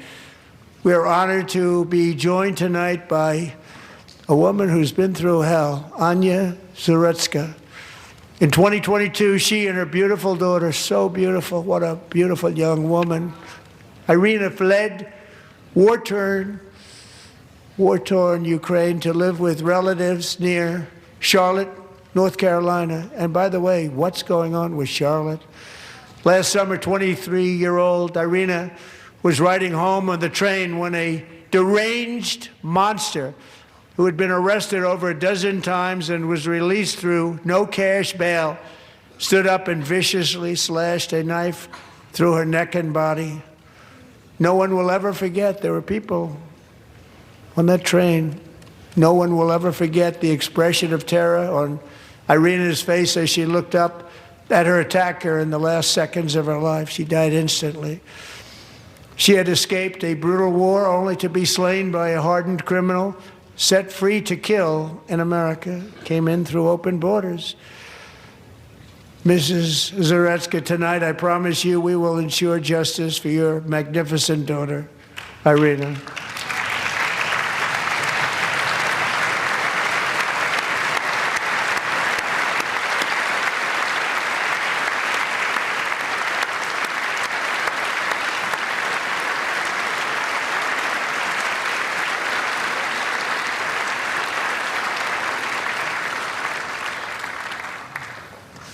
How do you not stand? How do you not stand? I'm asking this Congress to pass tough legislation to ensure that violent and dangerous repeat offenders are put behind bars, and importantly, that they stay there.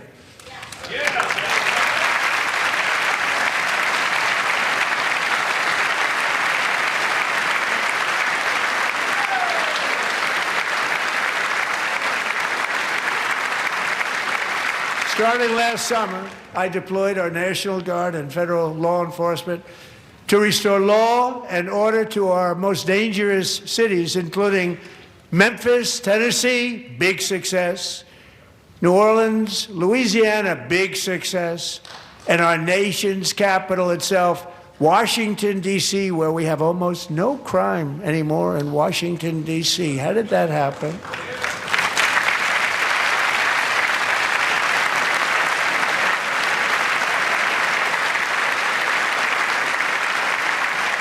In fact, crime in Washington is now at the lowest level ever recorded, and murders in D.C. this January were down close to 100% from a year ago.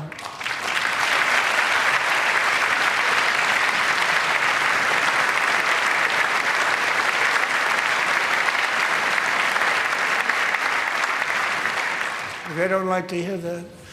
One of the sick people, one of the brave service members who helped achieve this stunning turnaround was 20-year-old West Virginia Army National Guard Specialist Sarah Beckstrom.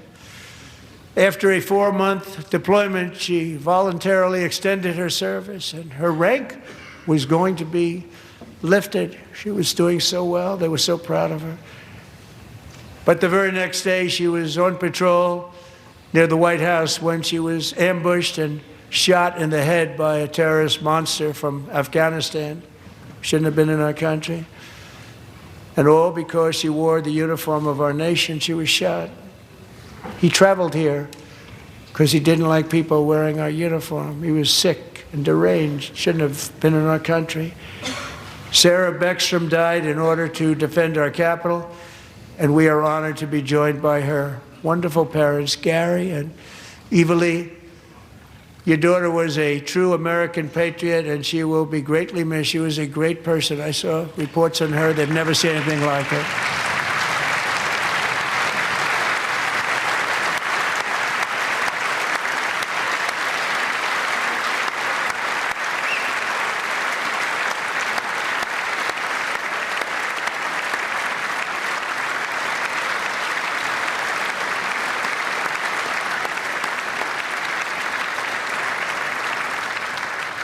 So sorry. Thank you very much.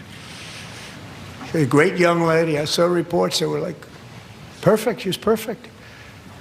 Serving alongside Sarah that day was Staff Sergeant Andrew Wolf. The terrorist shot Andrew in the head, and no one thought he could possibly make it. The two of them, Sarah and Andrew, both shot violently in the head. Neither was expected to make it. They weren't even given a chance, except his wonderful mother, named Melody, who I spoke to the same night, and she was so positive. The doctors thought that Andrew was gone, but his mother said, no, Mr. President, Andrew will be fine. He's going to make it.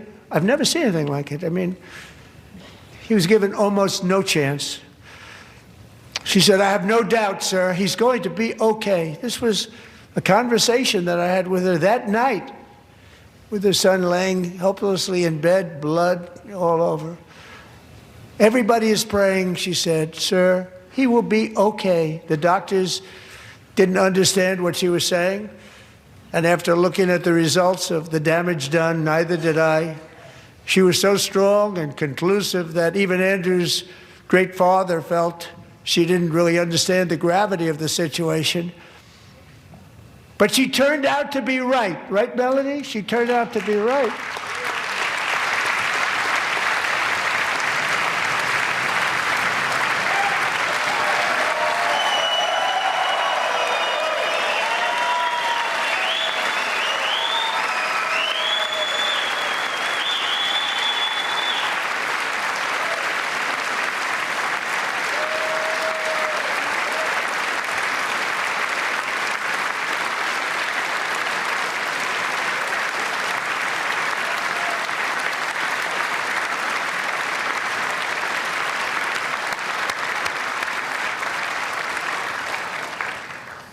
Amazing, actually. I said, where does this woman come from? She's the most positive person I've ever met. With God's help, Andrew has battled back from the edge of death, and we're talking about the edge of death, on his way to a miraculous recovery. He's got a little work to do, but he's doing great. Nice to see you. He's a good-looking guy. Nice to see you. Thanks, Andrew. Thank you very much.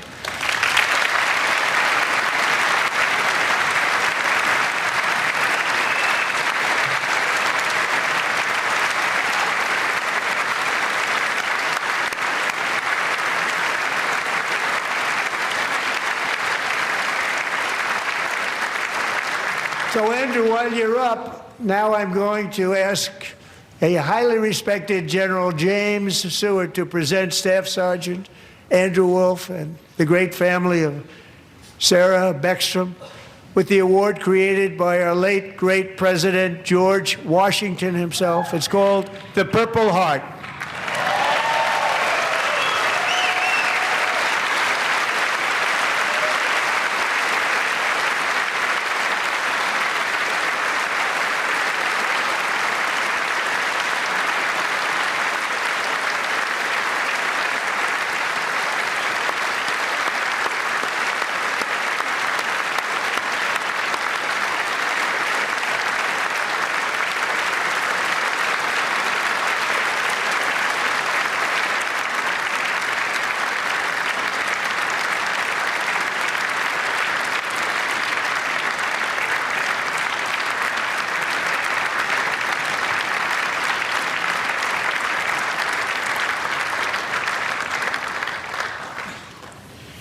We love you all.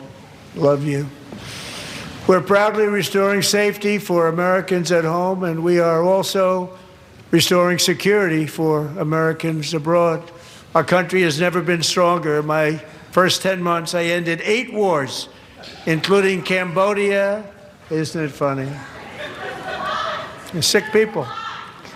Cambodia and Thailand, Pakistan and India. Would have been a nuclear war. 35 million people said the Prime Minister of Pakistan would have died if it were not for my involvement. Kosovo and Serbia, Israel and Iran, Egypt and Ethiopia, Armenia and Azerbaijan, the Congo and Rwanda, and of course the war in Gaza, which proceeds at a very low level. It's just about there.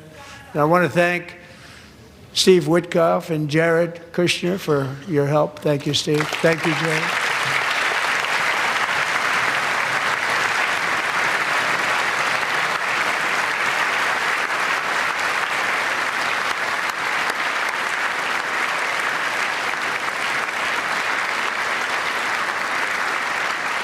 And I also want to thank the man they report to, Secretary of State Marco Rubio. Thank you, Marco.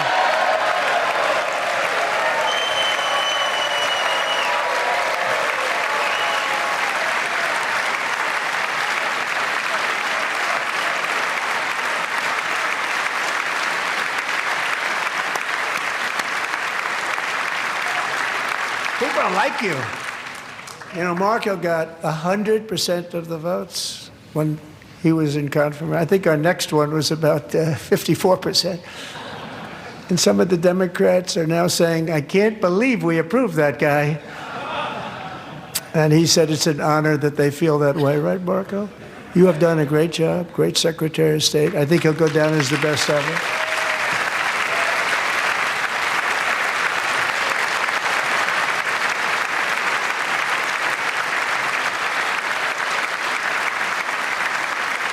Under the ceasefire I negotiated, every single hostage, both living and dead, has been returned home. Can you believe that?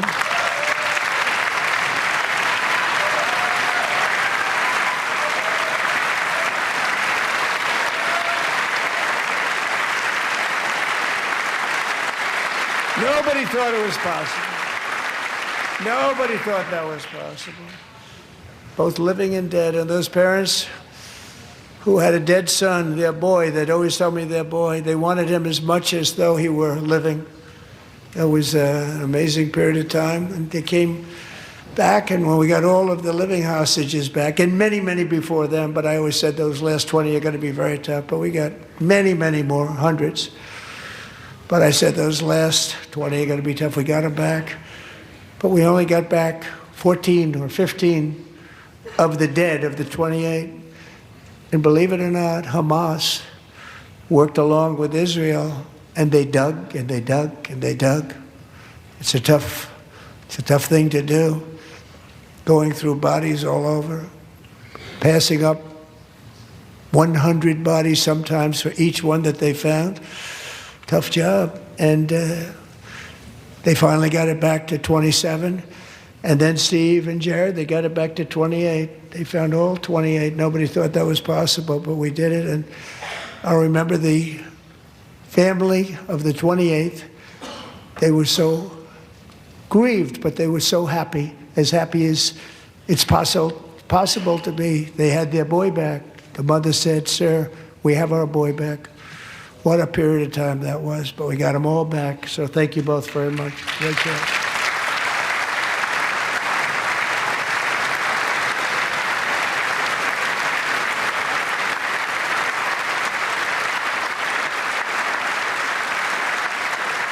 And we're working very hard to end the 9th war, the killing and slaughter between Russia and Ukraine, where 25,000 soldiers are dying each and every month. Think of that, 25,000 soldiers are dying a month. A war which would have never happened if I were president, would have never happened. As president, I will make peace wherever I can, but I will never hesitate to confront threats to America wherever we must. That's why in a breakthrough operation last June, the United States military obliterated Iran's nuclear weapons program with an attack on Iranian soil known as Operation Midnight Hammer.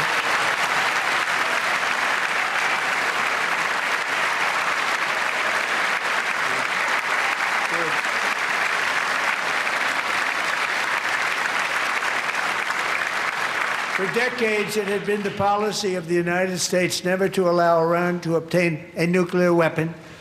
Many decades. Since they seized control of that proud nation 47 years ago, the regime and its murderous proxies have spread nothing but terrorism and death and hate. They've killed and maimed thousands of American service members and hundreds of thousands and even millions of people with what's called roadside bombs. They were the kings of the roadside bomb. And we took out Soleimani. I did that during my first term. Had a huge impact. He was the father of the roadside bomb.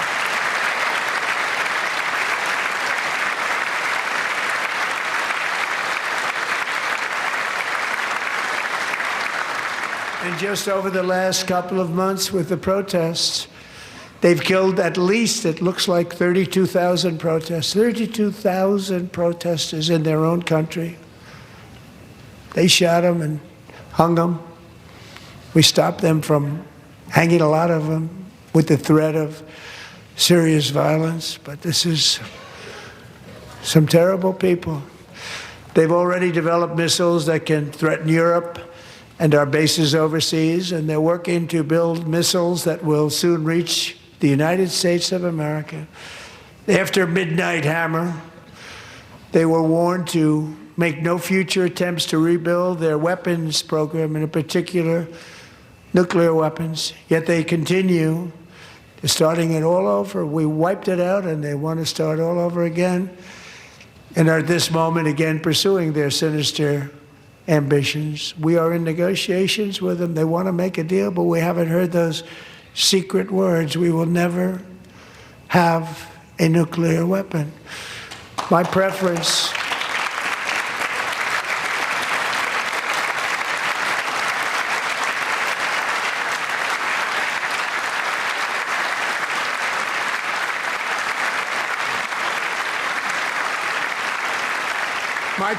is to solve this problem through diplomacy. But one thing is certain, I will never allow the world's #1 sponsor of terror, which they are by far, to have a nuclear weapon. Can't let that happen.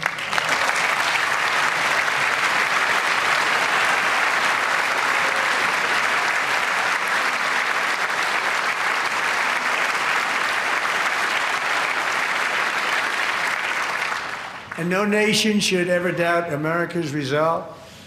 We have the most powerful military on earth. I rebuilt the military in my first term. We're going to continue to do so. Also, we just approved a $1 trillion budget. We have no choice. We have to be strong, because hopefully we will seldom have to use this great power that we built together. It's really called Peace Through Strength, and it's been very, very effective.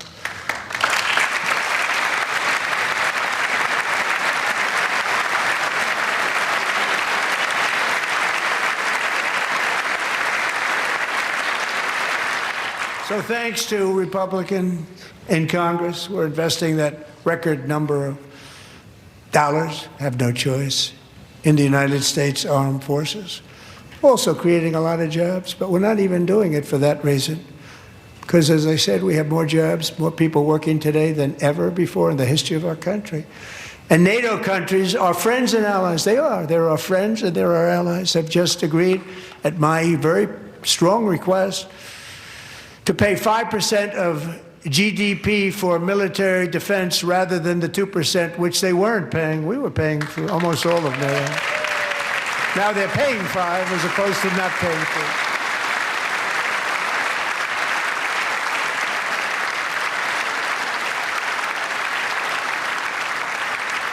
3. And getting that 5% was something which everyone said would never be done, could not happen. We got it really easily with one meeting.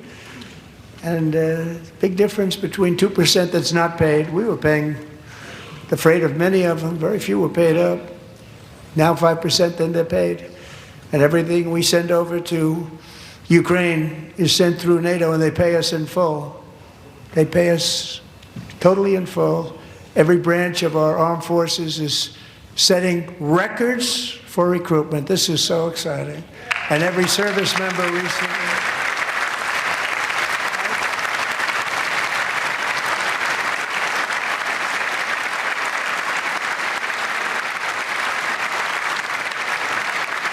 And every service member recently received a warrior dividend of $1,776.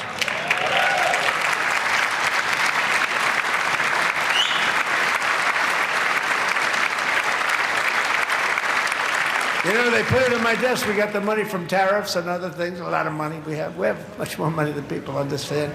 Have to rebuild that program a little bit, but it won't take long. But we got the money, and it was $1,775, and they wanted my approval. And I said, what's the number? $1,775. I said, wait a minute, for one more dollar, we can have $1,776. It's going to... I said, we're going to figure that. I never asked anybody if we could afford it. One more dollar, I said $1,776. And I said, that's good. And I'll tell you what, our military, that was 4 months ago, our military, I never see a person in the military that doesn't thank me for it. So we're honored to do it. They deserve it. And we call it 1776. It was great. And we love our military. We love our law enforcement. We love our firemen. You know, the firemen don't get mentioned enough. We love our firemen. We're also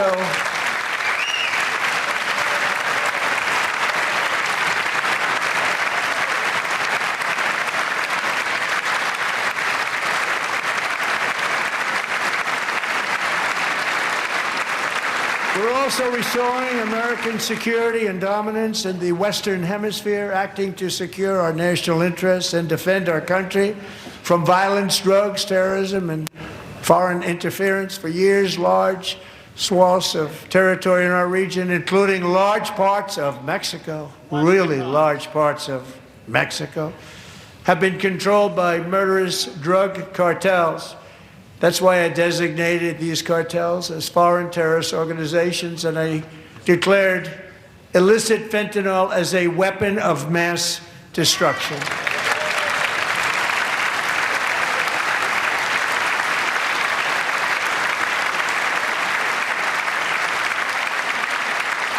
And with our new military campaign, we have stopped record amounts of drugs coming into our country and virtually stopped it completely coming in by water or sea. You probably noticed that.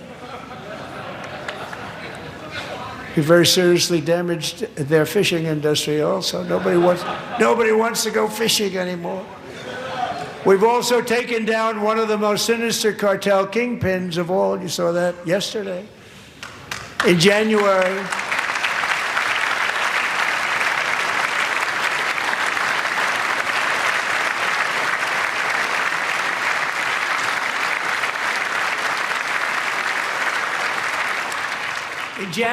elite American warriors carried out one of the most complex, spectacular feats of military competence and power in world history. No one's seen anything like it. Foreign leaders, I won't tell you who, called me and they said, very impressive, very impressive. They couldn't believe, they all watched, they saw what happened.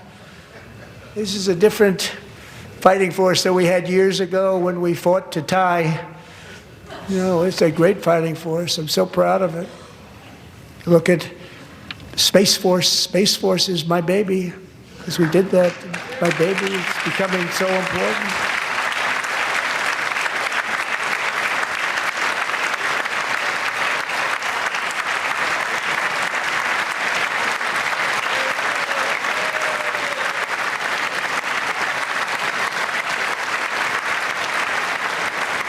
And America's armed forces overwhelmed all defenses and utterly defeated an enemy, good fighters, to end the reign of outlaw dictator Nicolas Maduro and bring him to face American justice.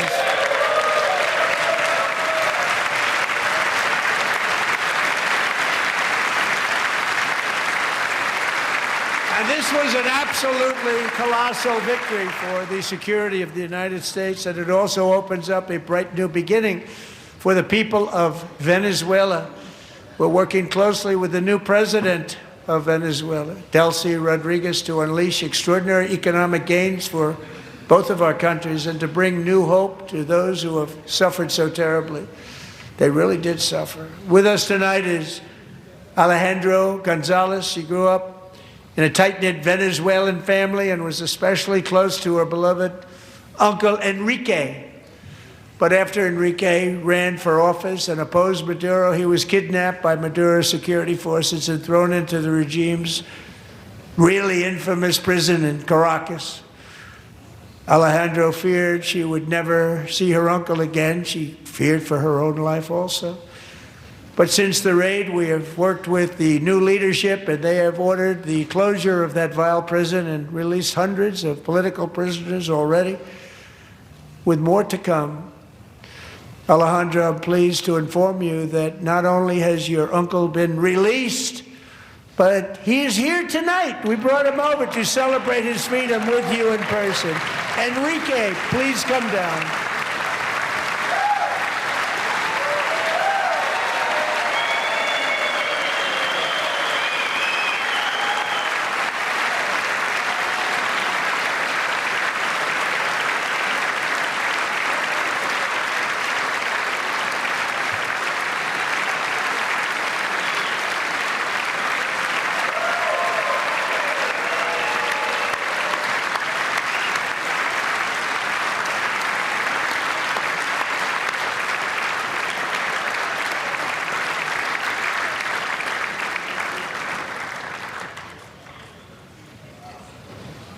Thank you, Enrique. Have a good time. Nice to have you back, Enrique. There were many heroes on that January raid to capture Maduro, really great heroes. It was very dangerous. They knew we were coming. They were all set. But the deeds of one warrior that night will live forever in the eternal chronicles of military valor. Chief Warrant Officer 5, Eric Slover, planned the mission and was the flight lead in the cockpit of the first helicopter. A big, beautiful, powerful helicopter. It was a massive Chinook carrying, as you can imagine, many, many American warfighters. Wearing the dog tags his wife Amy had blessed with holy water before he left. She knew it was going to be a rough one. Eric steered the Chinook under the cover of night and descended swiftly upon Maduro's heavily protected military fortress. This was a major military installation, protected by thousands of soldiers and guarded by Russian and Chinese military technology. How did that work out? Not too good. While preparing to land, enemy machine guns fired from every angle, and Eric was hit very badly in the leg and hip, one bullet after another. He absorbed 4 agonizing shots, shredding his leg into numerous pieces. And yet, despite the fact that the use of his legs was vital to successful helicopter flight, legs are the most important part of flying a helicopter, to deliver the many commandos who would capture and detain Maduro was the only thing Eric was thinking about. Then, even as he was gushing blood, which was flowing back down the aisle, helicopter lands at a steep angle. The machine gun stood right in front of him. They were right in front of him, 2 machine gunners who escaped the wrath of the previous planes. Eric maneuvered his helicopter with all of those lives and souls to face the enemy and let his gunners eliminate the threat. Turned the helicopter around so the gunners could take care of business, saving the lives of his fellow warriors from what could have been a catastrophic crash deep in enemy territory. Only after safely landing the helicopter with all the warriors aboard in the exact right spot, which was vital to the mission, we probably would have had to maybe cancel the mission if that didn't happen. Eric told his co-pilot, also wounded but not as gravely, to take over. I'm about ready to pass out. The success of the entire mission and the lives of his fellow warriors hinge on Eric's ability to take the searing pain. It was unbelievable what's happened to his legs of the bullets and keep on flying and landing, and people knew what was happening. Everybody in the back of the helicopter knew because they saw the blood pouring down the aisle. Chief Warrant Officer Slover is still recovering from his serious wounds, but I'm thrilled to say that he is here tonight with his wife, Amy. Eric and Amy, come on in.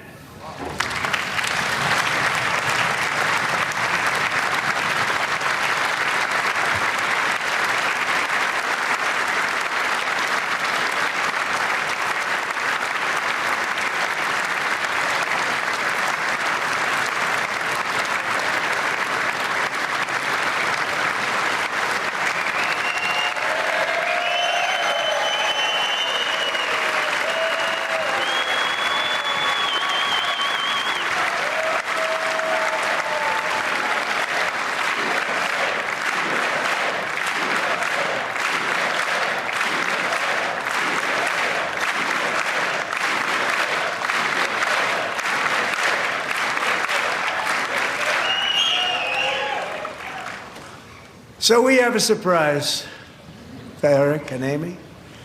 In recognition of Eric's actions above and beyond the call of duty, I would now like to ask General Jonathan Braga to present Chief Warrant Officer Slover with our nation's highest military award, the Congressional Medal of Honor.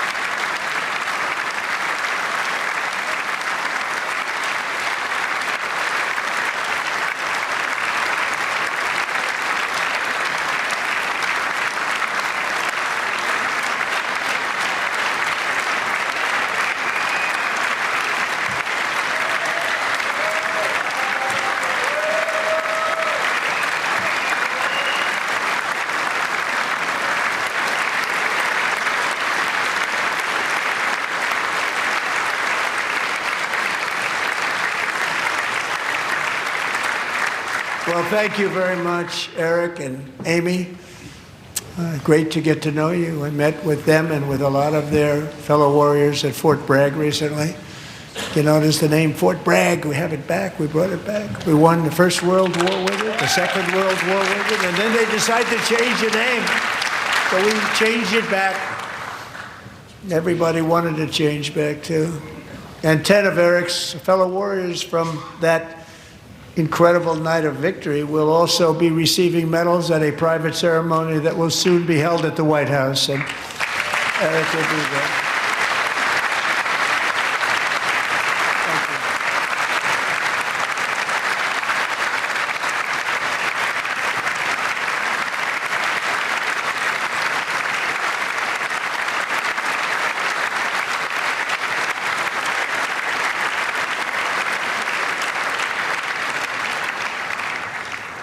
Thank you, Eric. That's a big one. Tonight we've celebrated many truly extraordinary American patriots, but there is one last living legend to honor before we go. He is one more heroic American aviator, Navy fighter pilot. Royce Williams served in World War II, Korea, Vietnam, flying more than 220 missions. In the skies over Korea in 1952, Royce was in the dogfight of a lifetime, legendary dogfight. Flying through blizzard conditions, his squadron was ambushed by 7 Soviet fighter planes. It was his first aerial combat of the war, and despite being massively outnumbered and outgunned, Royce led the takedown of 4 enemy jets and almost destroyed the others, vanquishing his adversaries while taking 263 bullets to his own plane and being seriously hurt. His story was secret for over 50 years. He didn't even want to tell his wife, but the legend grew and grew. But tonight, at 100 years old, this brave Navy captain is finally getting the recognition he deserves.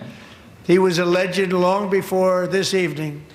Royce, please stand up, and I will ask the First Lady of the United States to present Captain Royce Williams with his Congressional Medal of Honor.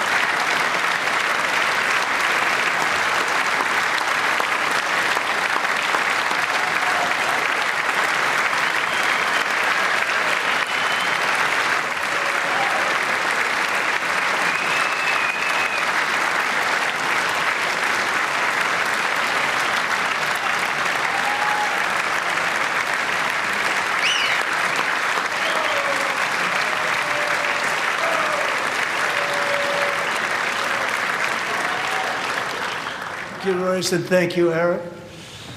I've always wanted the Congressional Medal of Honor, but I was informed I'm not allowed to give it to myself, and I wouldn't know why I'd be taking it, but if they ever open up that law, I will be there with you someday.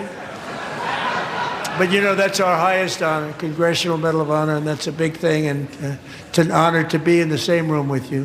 Thank you both very much, Eric. Thank you.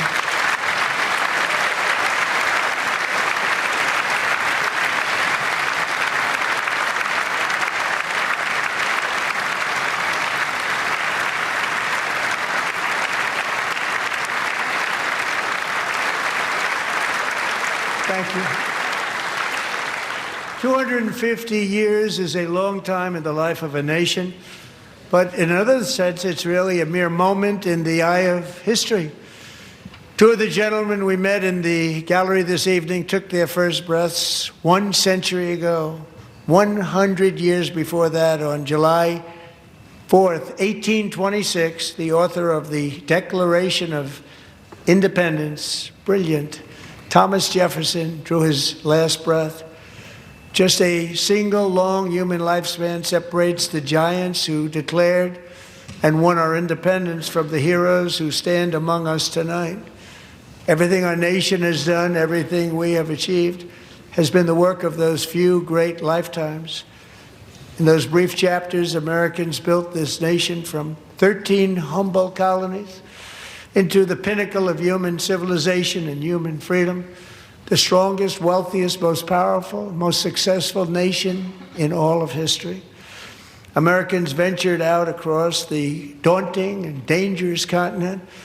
We carved paths through an unforgiving wilderness, settled a boundless frontier, and tamed the beautiful but very, very dangerous Wild West. From empty marshes and wide open plains, we raised up the world's greatest cities. Together, we mastered the world's mightiest industries and shattered history's monstrous tyrannies. And we liberated millions from the chains of fascism, communism, oppression, and terror.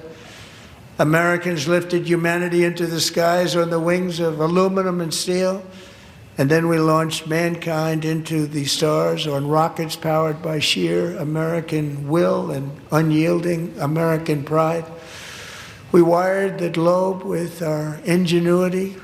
We captivated the planet with American culture. And now we are pioneering the next great American breakthroughs that will change the entire world. All of this and so much more is the enduring legacy, unmatched glory of the hardworking patriots who built and defended this country and who still carry the hopes and freedoms on all of humanity's backs. For years they were forgotten, betrayed, and cast aside. But that great betrayal is over, and they will never be forgotten again.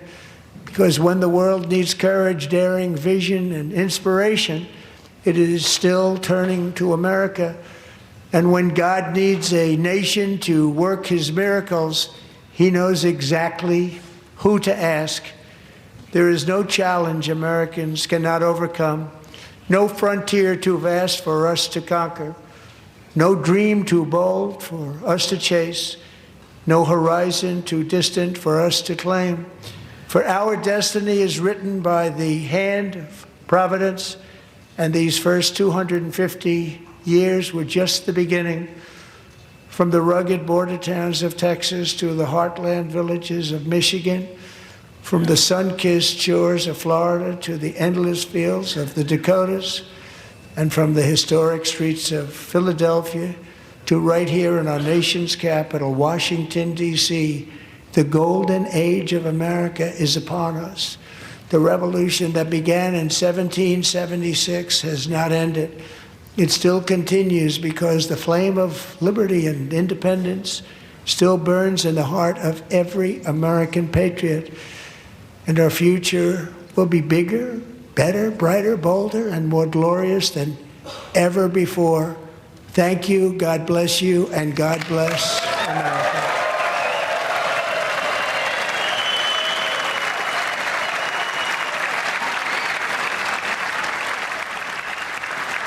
All right, President Trump, the speech began at 9:11 Eastern Time. It is the longest State of the Union address that we have heard. He talked a lot about winning for the country at the beginning, and the men's hockey team, Olympic hockey team, served that purpose beautifully as they all walked in, young men cheering, showing off their gold medals. That was a huge moment. Hellerbuck got the Presidential Medal of Freedom.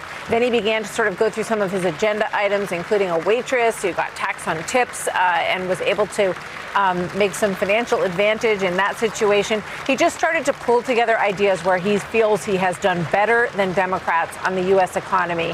He said they didn't vote for the tax cuts that are making these difference on tips and other parts. For the justices, we all watched that moment with the big tariff decision that just came down.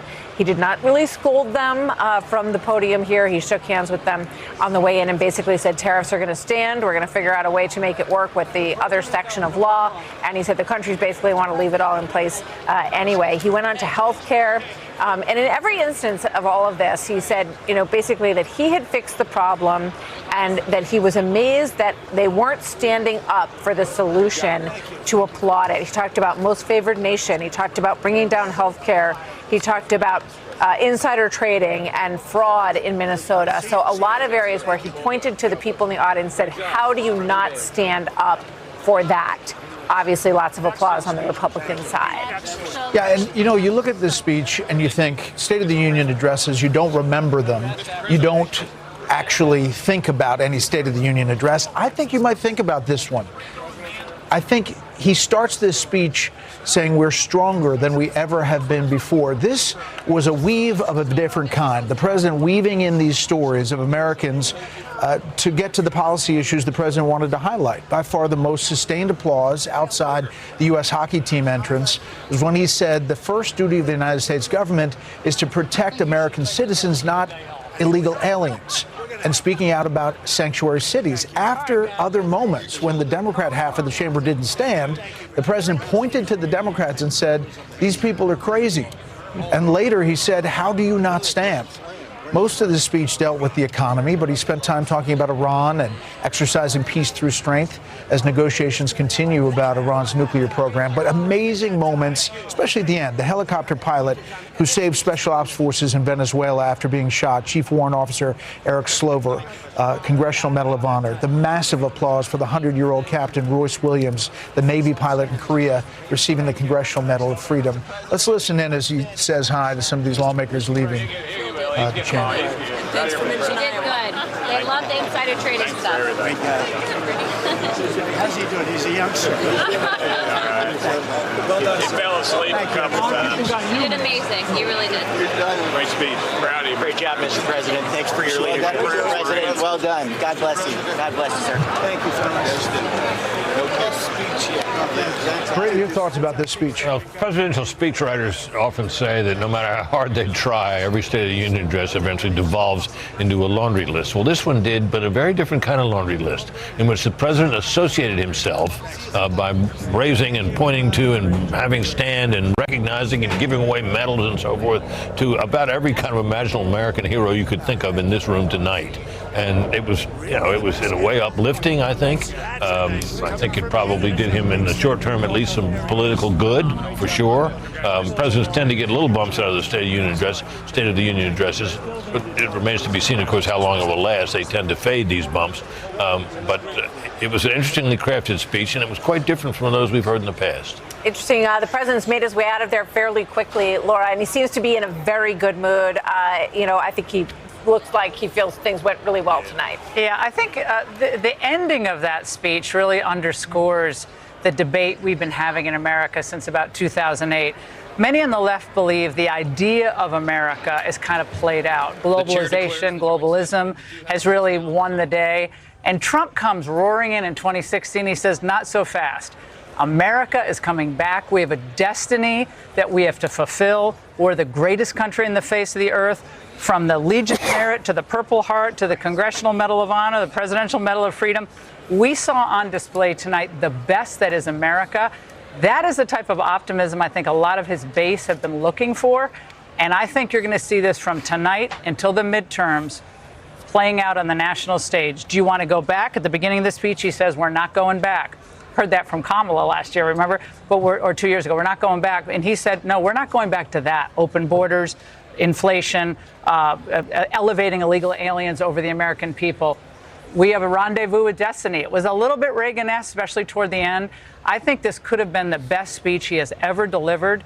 And I'm interested to see perhaps a little bump in the polls. But regardless, any historian who's writing about this presidency has to watch this speech tonight and read it carefully, because this, to me, is one of the best speeches as a State of the Union I've heard in probably 20 years. Harold, we're going to wait for the Democratic response from Virginia Governor Abigail Spanberger. There were some moments. Democrats got heated there. Al Green obviously got kicked out in the first 3 minutes. But there were also some screaming back and forth with Ilhan Omar and Rashida Tlaib. What did you make of that? I didn't make much of that part of it. I think that the president, Laura and I were talking as the president spoke, he probably got the better of those responses. I just don't think if you're going to come to this speech that you should be in the business of speaking from the audience there. But two things. One, he bragged about, rightly so, that people have built and braved for and fought for the country. There was all those stories were unbelievable. But if you're Democrats tonight, a lot of what the president did when he wasn't doing that was talking about the 2024 greatest hits. And the question is, can Democrats get answers to the economic challenges? Can Democrats help people pay their bills and plan for the future? If you can't do it, this will be a great night for the president. All right, we're going to have more with our panel. We'll come back with you, Dana, as we get ready for the Democratic response. After just one quick break, stay here for continuing coverage of the State of the Union address on Fox.